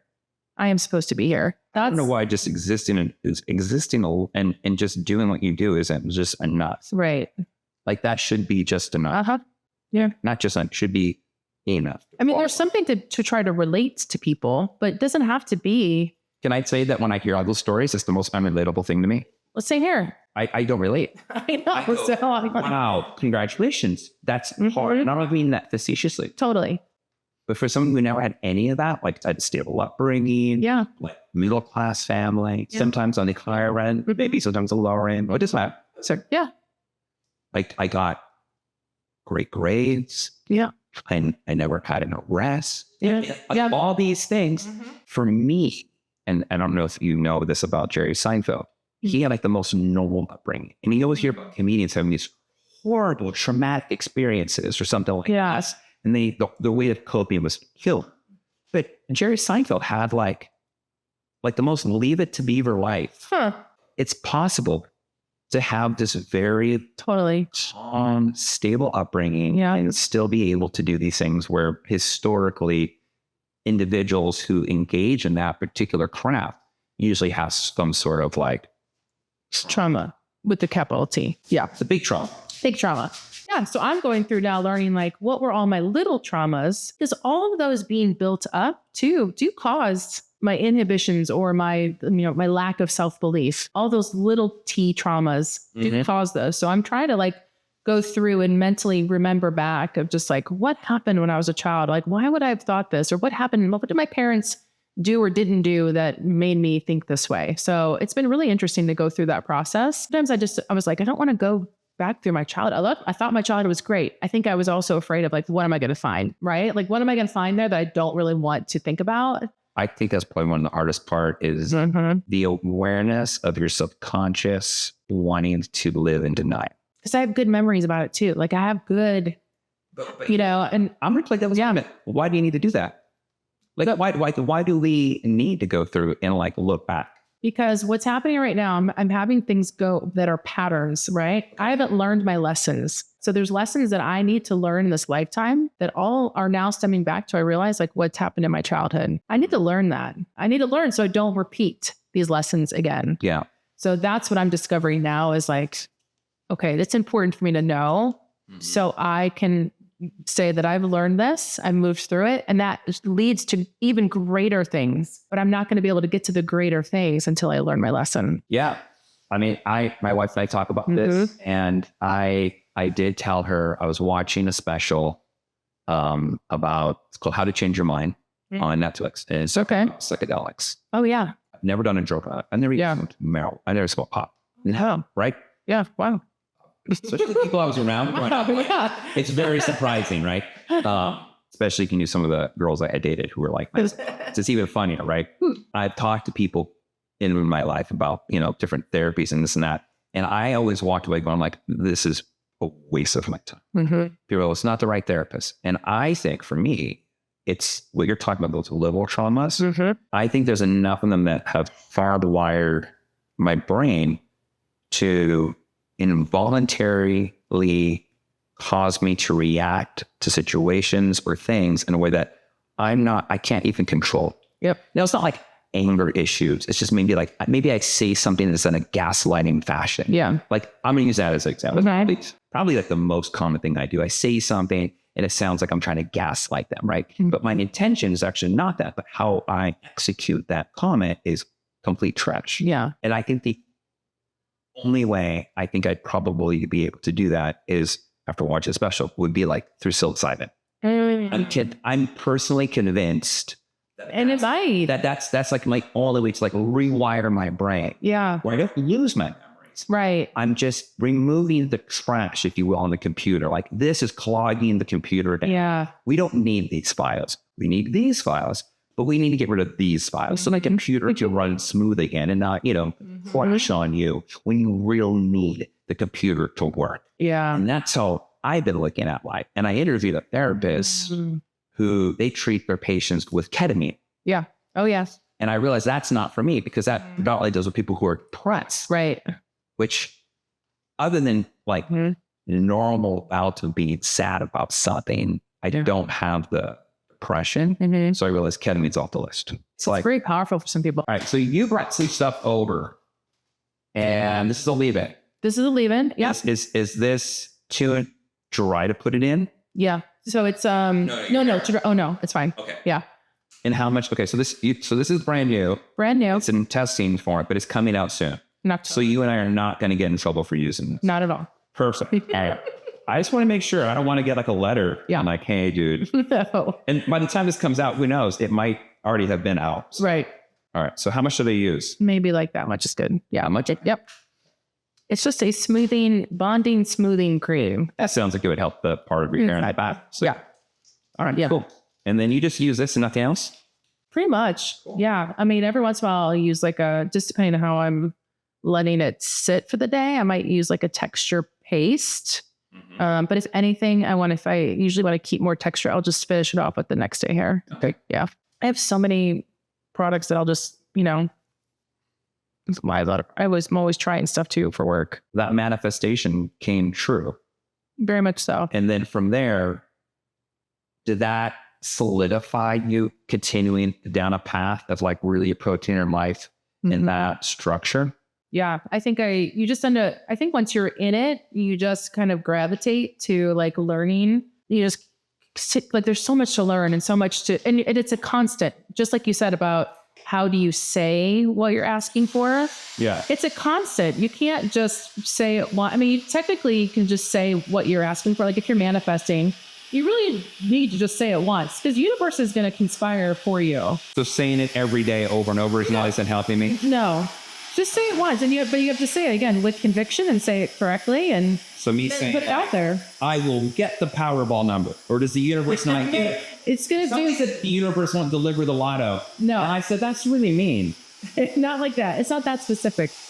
It's gonna send you the energy that you're putting out. I want it to send me the numbers. Is what I want it to do. Yeah, that's what I really want. I want the damn numbers, especially the Powerball. Of course, right now it's a pretty high. I'm actually thinking like maybe I should check it out. I mean, have you ever there's a comedian and he goes, have you ever thought about all the things you would do if you won the lottery, but buying a ticket never pops in? I was like, as I heard that joke, I was like, that's me. Yeah. Because like remember being a hairdresser back in the day when the Powerball lotto number, whatever it is, it's like this insane number. Yes. And that's all the clients are talking about. Meanwhile, none of us are ever talking about, let's go get a ticket. Let's go get a ticket. Let's go. Now we just fantasize about all the things with money. I remember one time in my life, I was about 18 or 19. I was working for my mom at the time. I had the strongest feeling that I should have bought my own ticket, and I didn't. Yeah. And I'm kind of regretting that I never did, even with the feeling that I had. You can be specific about things. Yeah.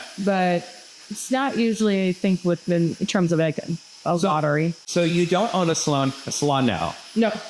But you do have a different business? Yes. How did you get into that? Because it's to me, it's like beauty adjacent, right? Yeah. It would be part of that whole spa sphere, if you will. Exactly. What is it? How did you get involved in that?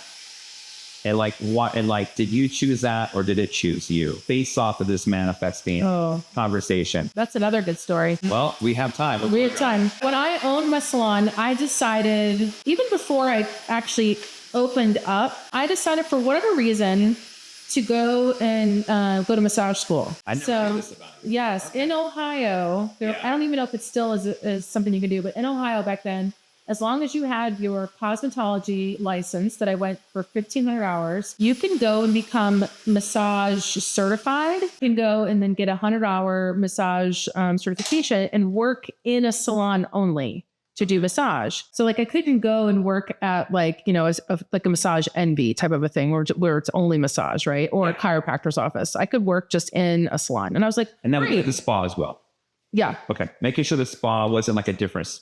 Well, in some it had to be hair. No, you had to have hair in the spa. Yeah. Spa. Because like some, like for instance, some states, I don't know if this is true in all of them, but some of them, like as a cosmetologist, I could not work in a barber shop. Right. And a barber without licensing, couldn't work in the salon. Yeah. Even if we're doing the same thing. Like if I was only doing barber haircuts without the straight waves, you know what I'm saying? Like, so I didn't know if it had to be like a spa would be like that weird gray area where you had to. It might have been. And yeah, it had to be like a salon. Hair to be done. So, and I was like, okay, great. I want to at least offer that as a service. So that's why I wanted to learn it. Just so, not that I could do it all the time, but I could know at least what the service was about. Yeah. And to be able to support those people. So from there, I did do massage every so often. It was great. I really enjoyed it. I love the fact that you could give a massage. No one typically complains after a massage. You feel so good. No one's unhappy with their haircut. No one's unhappy with their, massage. You're just like zoned out and you don't have to talk to them the whole time. So I like that side of it because, as a hairdresser, you talk all day long. You're mentally exhausted, but doing massages, you were more physically exhausted. And I realized I'm missing out on that ownership phase. I loved owning my own business. I love, obviously, we know corporate world, it has its benefits as well, but I missed out on my ownership, entrepreneurial spirit. So I thought, okay, I want to do something. So I had this vision. I had this big vision. I was going to have a coffee shop because I still want to have a coffee shop someday. And then I thought, you know what? I love massage, but your hair looks like a mess after you get a massage. Yeah. So I wanted to have a blow dry bar connected to it so that you could automatically get a blow dry service with every single massage. So I had this vision of like, I'm going to, then having the coffee shop in the bottom so that you had to walk through and maybe grab a coffee on the way out. So I ended Which is the perfect hydrating thing. Thank you. We would have juices too. Sorry, I just had it. I know, totally. So I ended up talking to this woman in New York who was gracious enough to give me an hour of her time. She was like a spa marketer, helped, other spas open up and market them and all that stuff. Talked to her a good hour. She was so lovely. And I told her this grand vision. And she's like, you might want to scale it down. I'm like, what do you mean? Like, bursting my bubble. I was like, what do you mean? She said, the industry of right now, what you're seeing within businesses is everything is going very singular. Look at like Dry Bar. All you do is blow dries. Look at Soul Cycle. It's right. Look at Cycle Bar, look at Pilates, look at bar, or whatever. Everything is very singular. The generalization of things is even with hairdressing. Even hairdressing. People are like, I only specialize in extension. Exactly. I only do redheads or video. Exactly. Yeah. So she just said, you might want to rethink it. She said, you might want to look at this organization called The Now. They're really doing something unique and different. So I was like, okay. So I went and started following them on Instagram, found out that, and you might know her. Do you know Colleen McCann? No, this is, okay. Colleen McCann.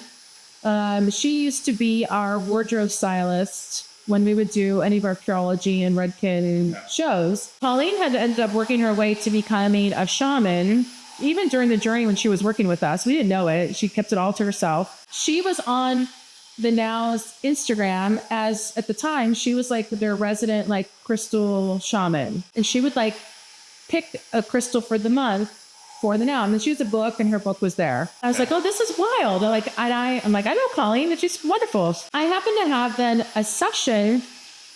I think I had the session already scheduled with her like a month later. So she does these lunation readings, which is looking at the full year. She pulls cards.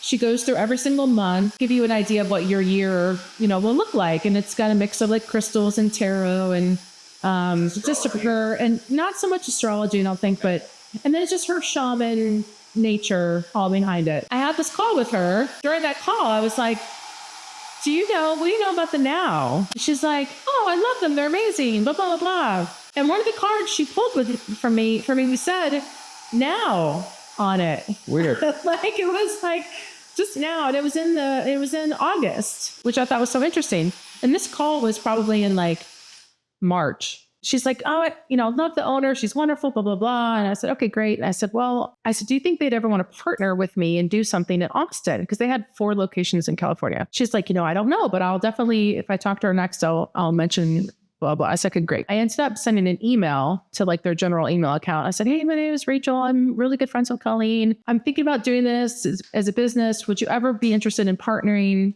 in Austin? And I knew nothing about franchising. Okay. Nothing. I didn't get a response. And so about 2 weeks later, I resent it because I was like, I just want a response. Yeah, like, no. Just something. Like, no, it would have been fine.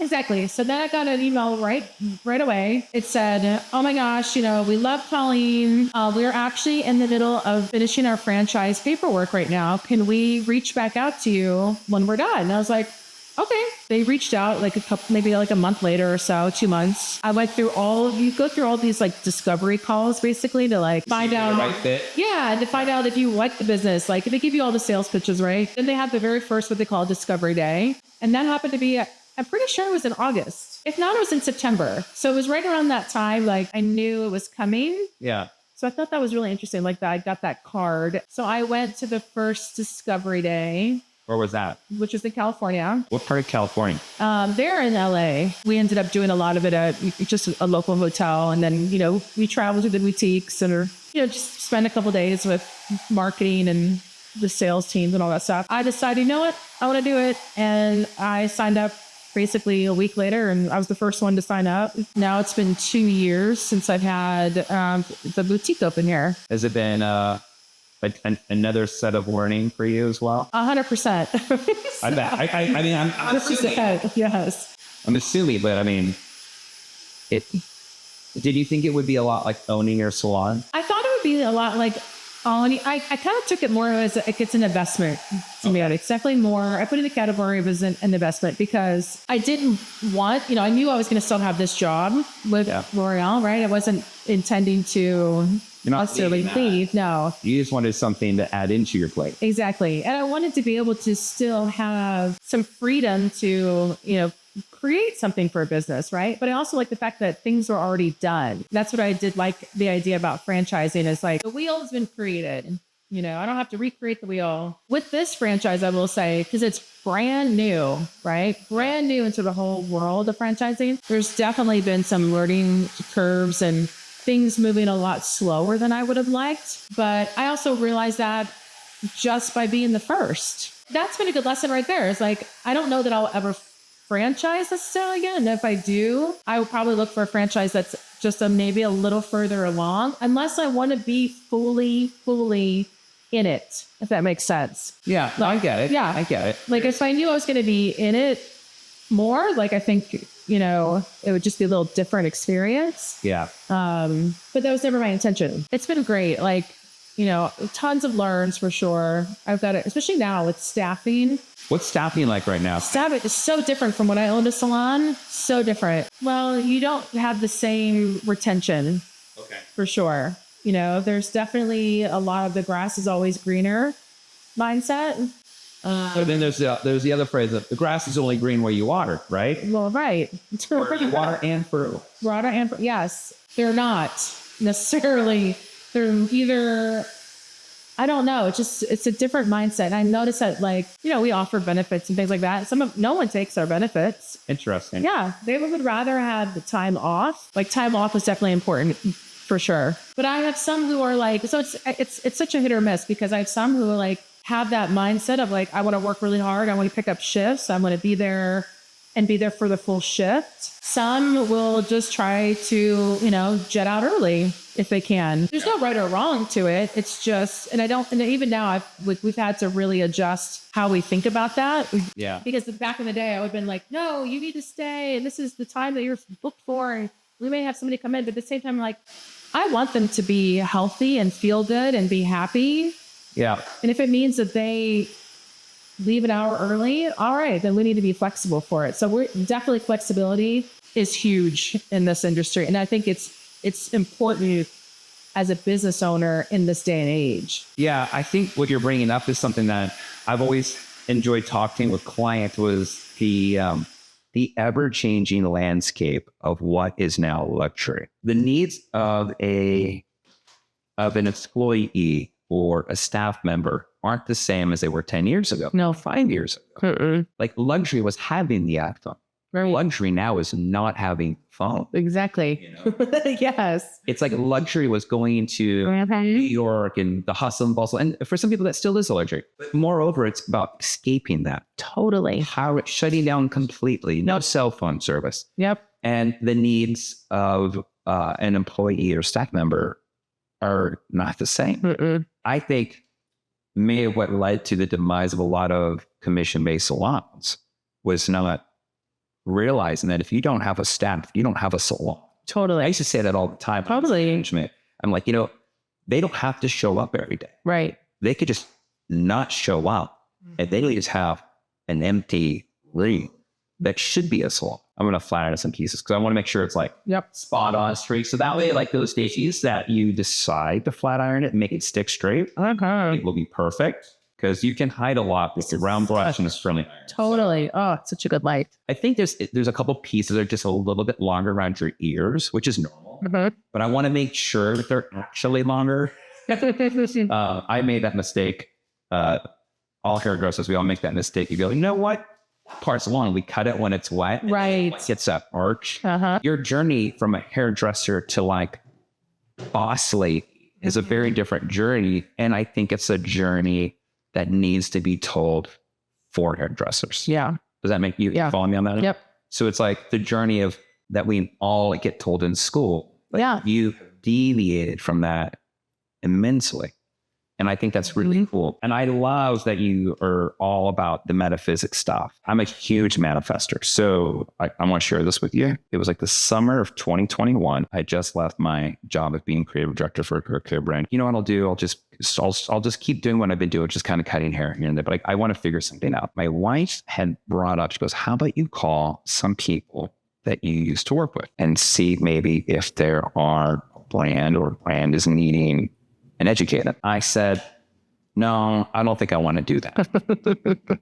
Because that would be like, I feel like I hate asking for things in life.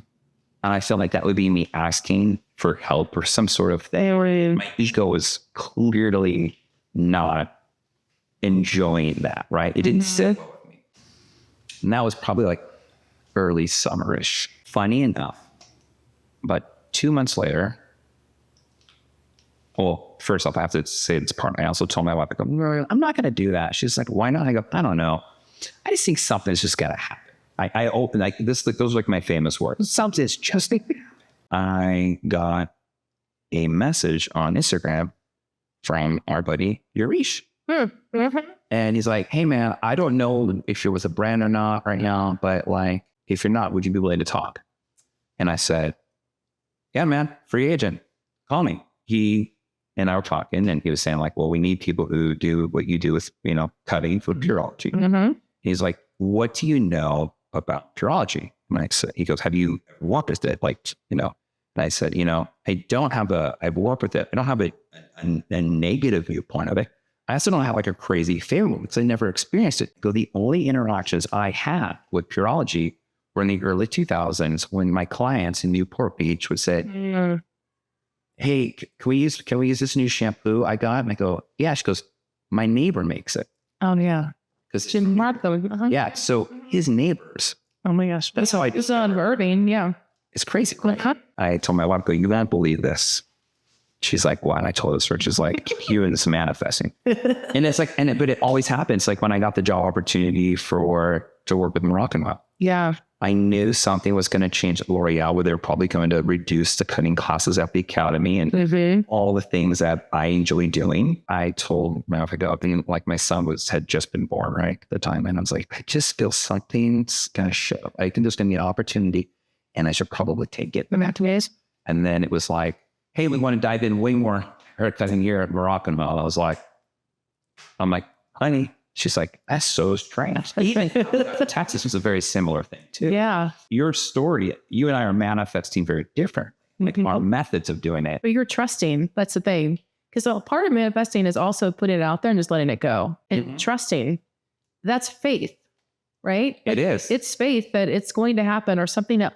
And this is what I've also started to learn. Like whatever I'm even putting out there, I know that whatever's going to come is going to be better than what I asked for. And I think that's something too, that sometimes we get so locked into like, it's got to be exactly this, but actually you're going to be provided something even greater. And when you start to realize that and you start to see what's actually come around and like things are coming that are way greater than what I actually asked for. Mm-hmm. And that's how it's supposed to be. The universe wants you to succeed. God wants you to succeed. However you want to say it. Source wants you to succeed and wants you to win all the time. I think that's like probably one of the things that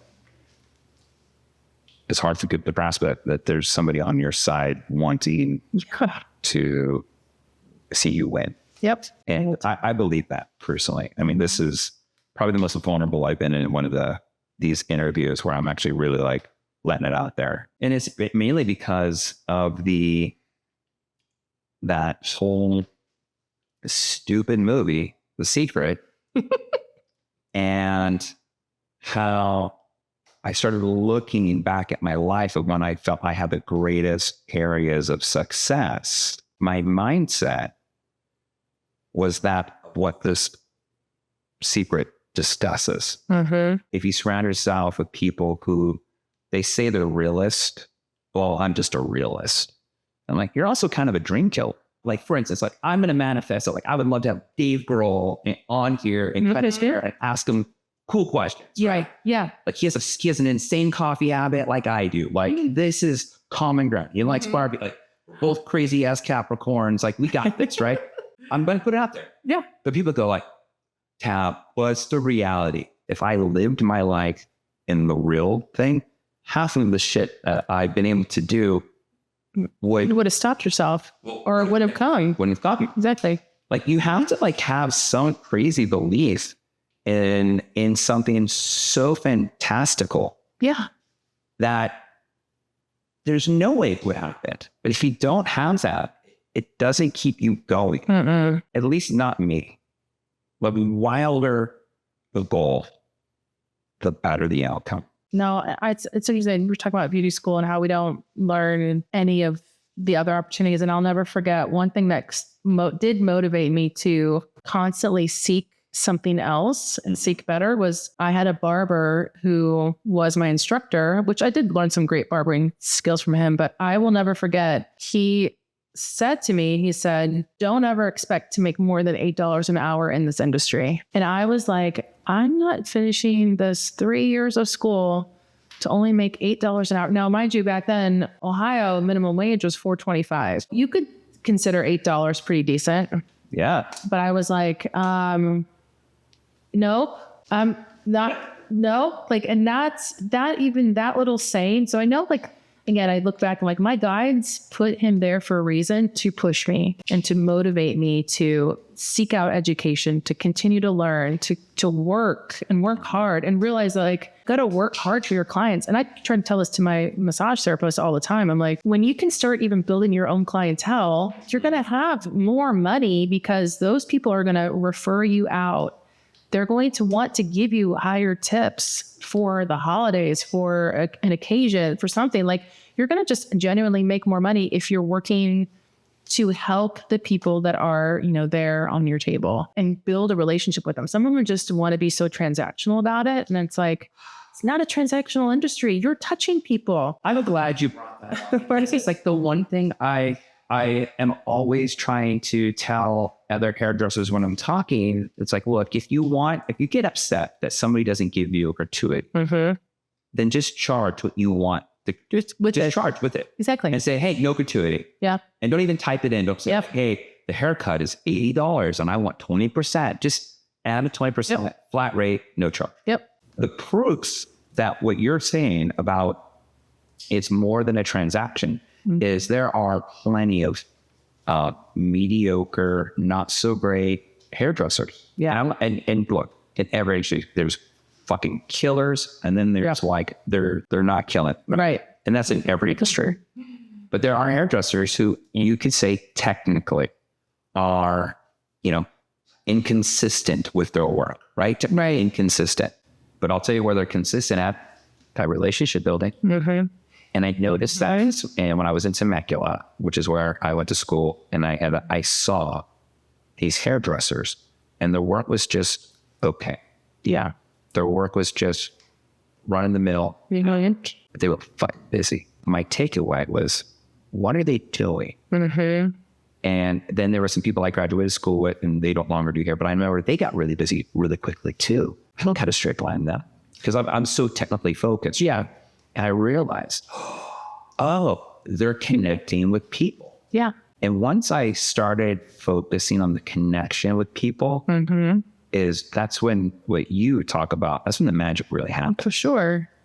And maybe that's, Everything is about relationships. I would not have half the opportunities in this industry if it wasn't for the relationships I formed. Yeah. If you think that like, hey, I'm here to teach and you're going to pay me X amount of dollars to do this. And when we're done, we're done. You're not going to shine us. You're not going to have that long you've seen people. Like there's a reason Chris Barron is around. Totally. As he's been. There's a reason. Yep. He's talented. Yeah. But there's this whole other part of him that you don't see. Yeah. When you see him do the talent stuff that he's known for, it's this amazing haircut. Yep. Yep. And I like using Chris Barron as an example because he's like a cuddly teddy bear. Totally. He's wonderful. It's great. He's wonderful. If I have questions in life about something, I will always call him. And he's always probably like, I haven't heard from you for like a year. I'm like, but I need to have your advice. Mm-hmm. Yeah. All right. So I'm just going to likely just break this up a little bit. Yes. And then I'm going to deal with your, the little bits of stuff that's kind of like hanging down by the ears. How are the fringe? I think it's good. Yeah. You could tell me no. No, that's you go, this is no, this is the length that I like. Cool. I know that you've done like a lot of like breathwork classes. I mean, you've experienced this, Tab, with like every educational, class. You want to bring the energy up or move the energy to get it flowing so people kind of start to get settled and everyone gets ready for the class, right? So Redken has their way of kind of doing that with a lot of the clapping and the dancing, which I find horrible. As somebody who hates dancing, and no one understands. So they go, you don't feel this. They go, you don't feel the desire to move your body. Yeah, I mean, no. And I'm like, no. When I hear rhythm, I'm like, give me a pair of drumsticks. Like, I'm a musician. Like, I want to play it. Yeah. I don't. That's the only way I feel music. Make it. Clapping. No. You're like, no. Even at concerts when everyone's clapping, I don't clap. Well, Redken, that's just their standard, right? And it does work. It moves the energy. You can feel it, all that. So Biolage, we need to, what is our version of that? So what we incorporated was, we realized kind of to this point of a lot of hairdressers never, you don't take the time to just pause. Mm-hmm. And, you hear a lot of stories and you take on a lot of emotional, mental, just from your clients, right? Yeah. Day to day, it's all those conversations. But we've never been taught to just pause or be able to go back into the break room and just let it out and just breathe and get yourself reset before your next guest. So we just incorporated a few breathing techniques as kind of like our way to just get the class going, get everyone grounded. And we just do simple, I don't do a ton of breathing. I actually focus more on meditation, but I didn't want to add in meditation because that's also a very personal thing and not everyone is into it, but everyone breathes. Everyone breathes. So it's essential to life. So we can easily do breathing techniques that still speak to everybody and not come across as so super spiritual. We do a lot of box breathing, and box breathing was actually developed for the military. Mm-hmm. So and down in crazy movements. Exactly. So we just do some quick box breathing. We teach that. There's one that also you can call it 16 seconds to clarity. And it's basically just a round of box breathing, but you don't have to have a full formal 4 count. Just hold that breath in and slowly release it. But you're basically doing that for about 16 seconds. So 16 seconds to clarity. It's funny you say that because when I have those stressful days or you got that client who just, ruins your morning, right at the beginning of the day. I remember this before I knew what this stuff was. I would just find a place to hide in the salon. Yeah. Or leave the vicinity. Mm-hmm. And I didn't realize at the time that all these things were doing. It's I had to leave the salon. Yeah. I had to close my eyes. Mm-hmm. And I just had to take the deepest breath I possibly could and hold it as long as I could. I just had to keep doing that to the point where I felt like I was getting lightheaded. I don't know why. Huh. And then after that, I was like, it's like almost like the lights dim because you're getting like so dizzy. Yeah. And then you open your eyes and you're just trying to, it's like you're almost like becoming awake all over again. And then I was like, okay, like now I can move forward. But like, what did I do? I did state change. Yep. And I don't know what else I was doing. Meant anything. But I used to do that. It wasn't like I had a panic attack. I felt like I had like ants all over my body and I had to shake it off. Like that's how I could describe, like, I need to get out of here. And it works. I mean, it works. It totally, just breathing, just doing that simple thing completely changes your sympathetic, your nervous system, right? Do you do these breathing techniques with your partner? No, he doesn't. He's not as much into this. You don't like, do you ever just be like, if you just breathe a little bit? Sometimes I say it. Oh, yeah. And what's he like? So he'll go, okay. It's like, he definitely has meditated with me before. And I feel like our significant others would have a lot in common. Looking at us like we're crazy. Yeah, it's funny. He's so used to it now because I'm like, I meditate every morning. He knows it, and he knows when like I'm going to be, because usually I kind of announce it. And I'll say like, okay, I'm going to go meditate now, which basically means don't walk into the bedroom or don't bother me outside. I need 20 minutes. And he totally is down with it. And, I know he would benefit from it, as everybody would, but it's got to be at your own pace and your own process. So meditation it's a truly personal thing. And there's multiple ways to meditate. Yeah. Like multiple. The ways that I've always been introduced was usually comes through some sort of yoga. And I always hated that yoga. It's like the yoga, which is more like a vinyasa flow. Yeah. Where it's a little bit more like higher pace, like it's a workout, you're sweating and all that. Yeah. And I loved that because it was, I did all this with no weights. Like I felt refreshed. Yeah. But the whole matching around the peak of the house. I'm like, shoot me. That's a guided meditation. So I personally like mantra meditations. So I just pick a mantra and that's all that I'm focusing on for 20 minutes. A thought comes and I just have to bring myself back to the mantra and just let the thought go. It's making an awareness of like, oh, the thought is there. That's that thought. Okay. I'm just letting it pass. I'm going back to my mantra. What about sound baths? Are you into that? Sound baths are good, but that's not really like a meditation. So they're wonderful, but it's not really like a... We did one of those in neurology. It was painful. because like all this calming stuff. So I think there's slightly ADD-ish, like me. For sure. Like the reason classical music and heavy metal are calming is there's so much going on. My brain is actually able to like shut off.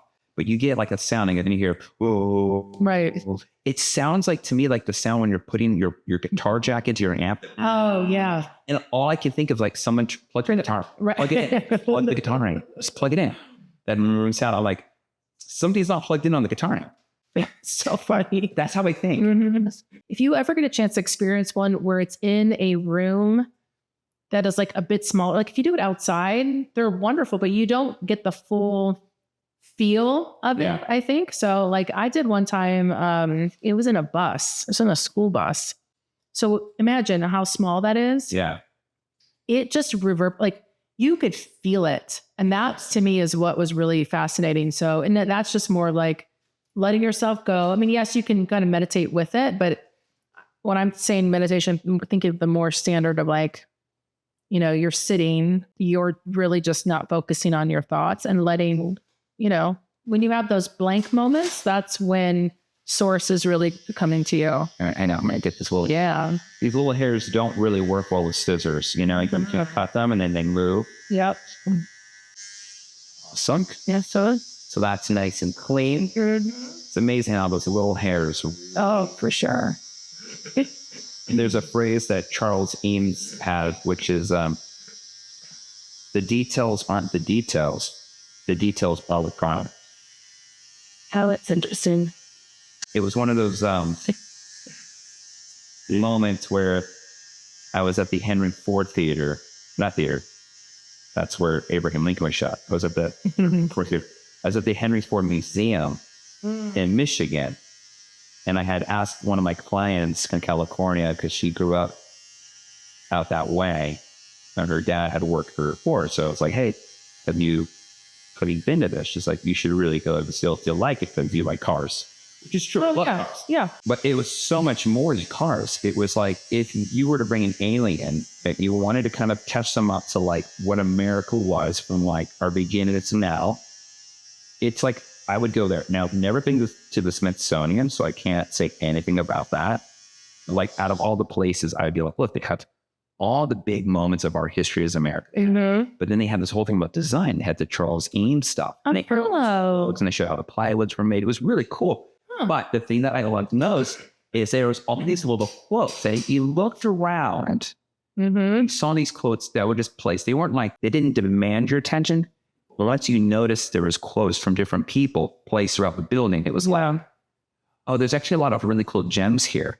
And that meant it was interesting because for me as a hairdresser, the details at the end of the day aren't the product. It was like such a, people are like, oh, well, those are just details. Like, if you think about why you like your favorite, whatever it may be, right? It's actually what you're pointing out are details.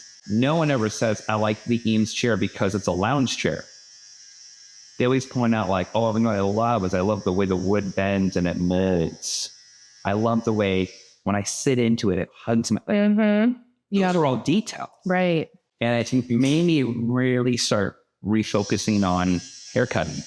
And it was interesting for me because like, well, so many years now, and it took that quote to really reignite what I've already felt, but to put it in words where I now could have something to latch onto in a way and explain it in an educational sense to class. Here's why these details matter. Right. And everyone starts explaining like their favorite thing in life.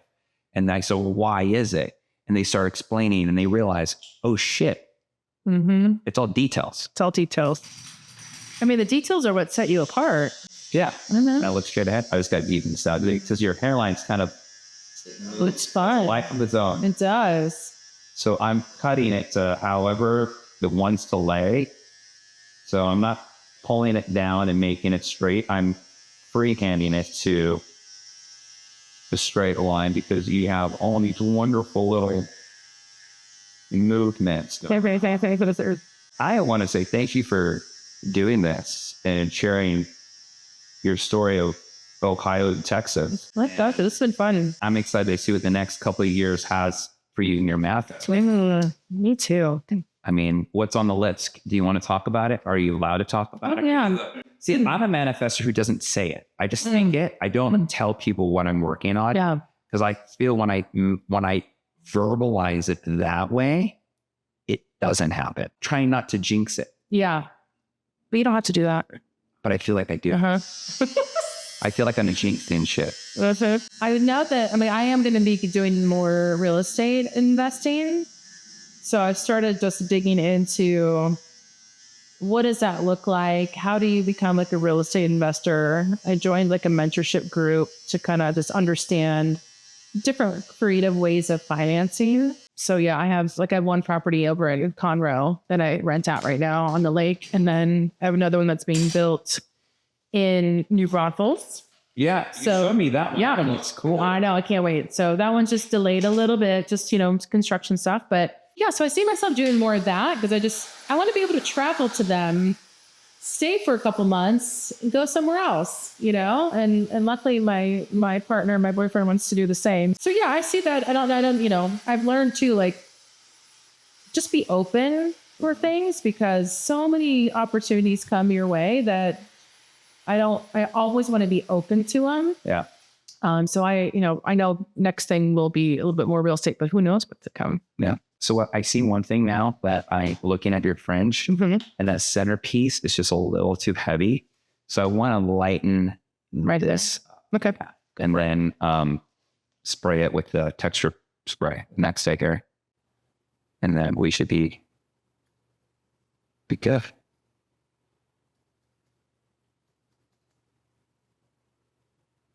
It's amazing how clients can really influence our lives. I don't know this, and I feel like I'm going on them saying this. I don't think clients are aware of how much of a positive and simultaneously negative impact they have on their hairdresser. I'm not saying it to guilt clients. No. Part of what made me want to do this podcast style of cutting hair and talking to people is my clients that I've had over the years. And I personally feel, and I need this, I probably have some of the greatest clients I've ever met. Those are these little ones that sometimes taped. I would always come home telling these really great stories from clients, or I learned these great things from clients. I would talk to other hairdressers and they're like, I don't really know what half of my clients do. I'm like, how do you not know? Right? And that goes in. To them, it's a thing they do, it's a thing they get money for. Right.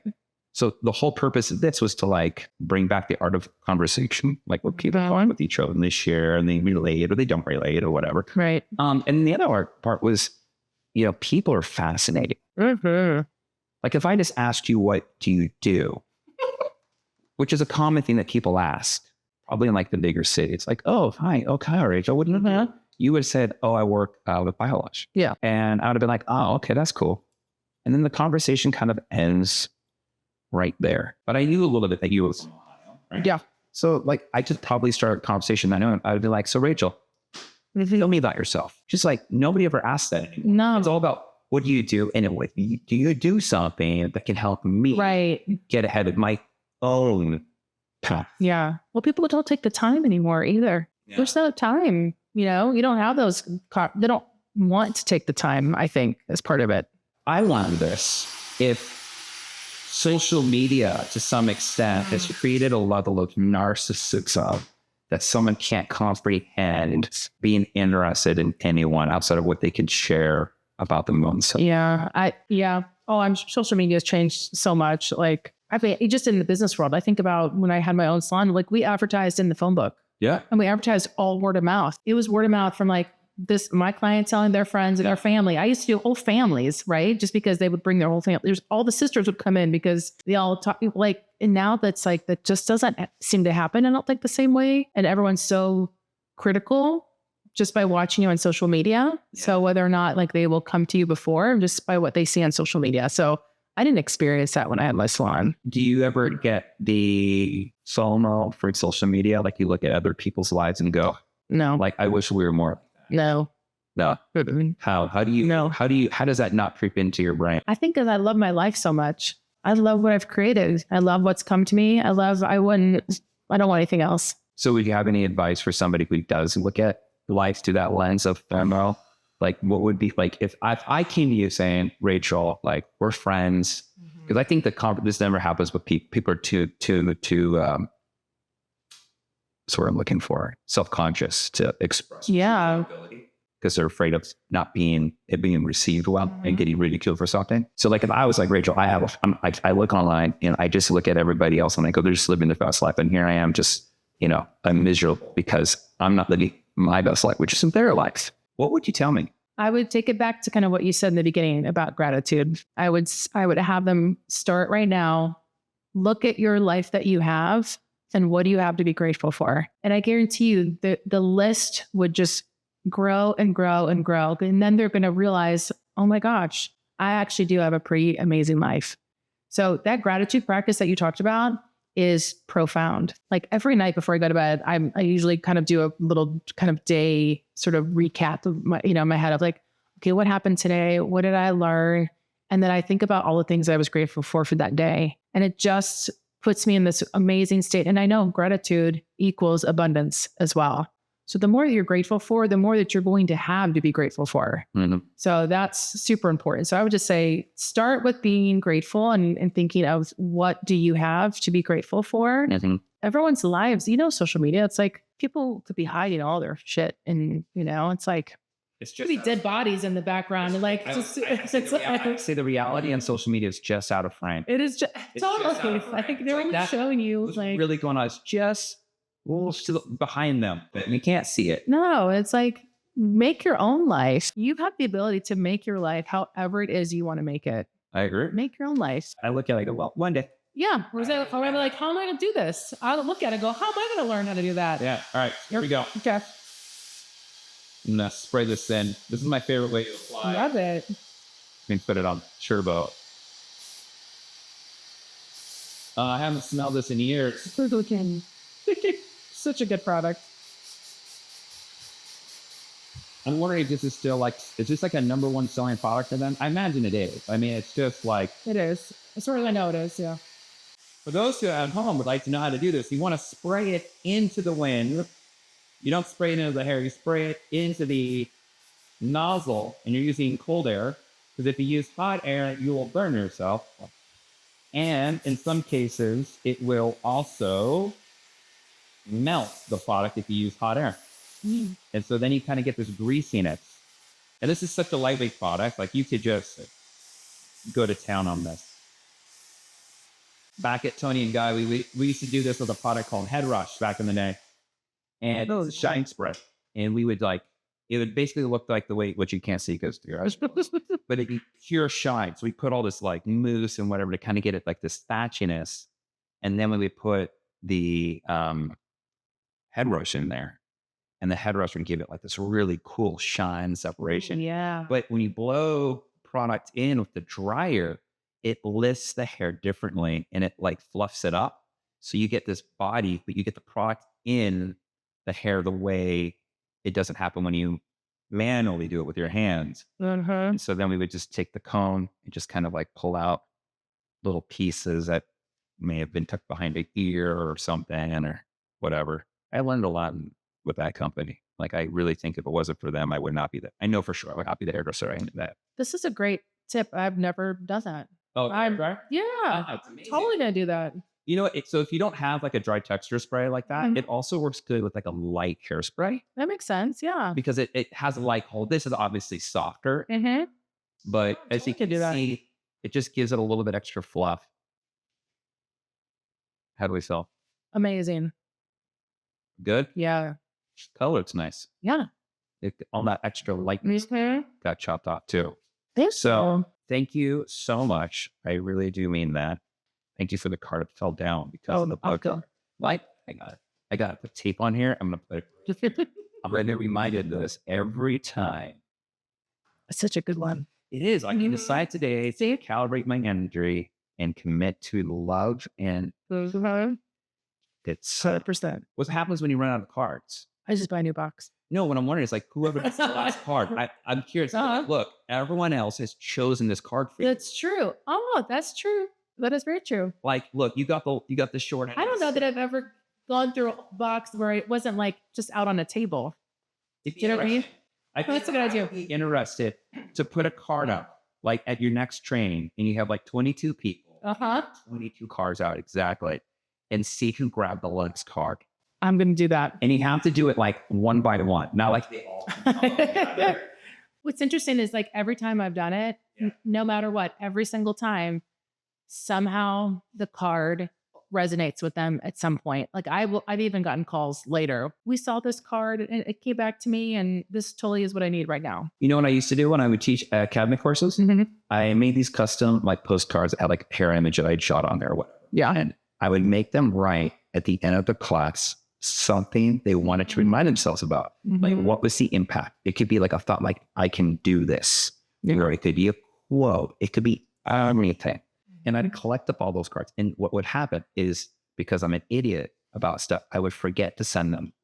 And they'd put their mail in. Oh, yeah. And I would forget. I'd be like, oh, I'd like come across all a pile of things. I'd be like, oh my gosh, it's been like 3 months. Yeah. And then I'd send them out, right? Yeah. The people would get them. Funny enough, I'd get message after message on Instagram from hairdresser going, I got the card, you made me write, and it's exactly what I needed to hear now. And so it was like that thing. So like, you know, at academy courses, when you're with somebody for like a course of 2 or 3 days, you get a sense of that. And if you drop enough of that kind of teaching in there, like, hey, it's not about today, it's about tomorrow, you know, and moving these, paying it forward and helping other hairdressers. Yeah. And remembering these things. You can start dropping in that kind of like mentorship. It was like the perfect way to like round up the class and like a very kumbaya. For sure. Some people thought it was hokey.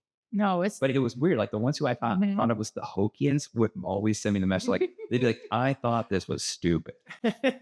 Right. But wow, I was going through something personally and me talking to me helped me. So I love these conversations and maybe we can have more of them. Happy to. If if this haircut works for you. That's good. It's amazing. Sweet. Thank All you. right. Any last words you want to say? No, that's great. No? Thank you for having me. Thank you for talking. Of course. All right. Later.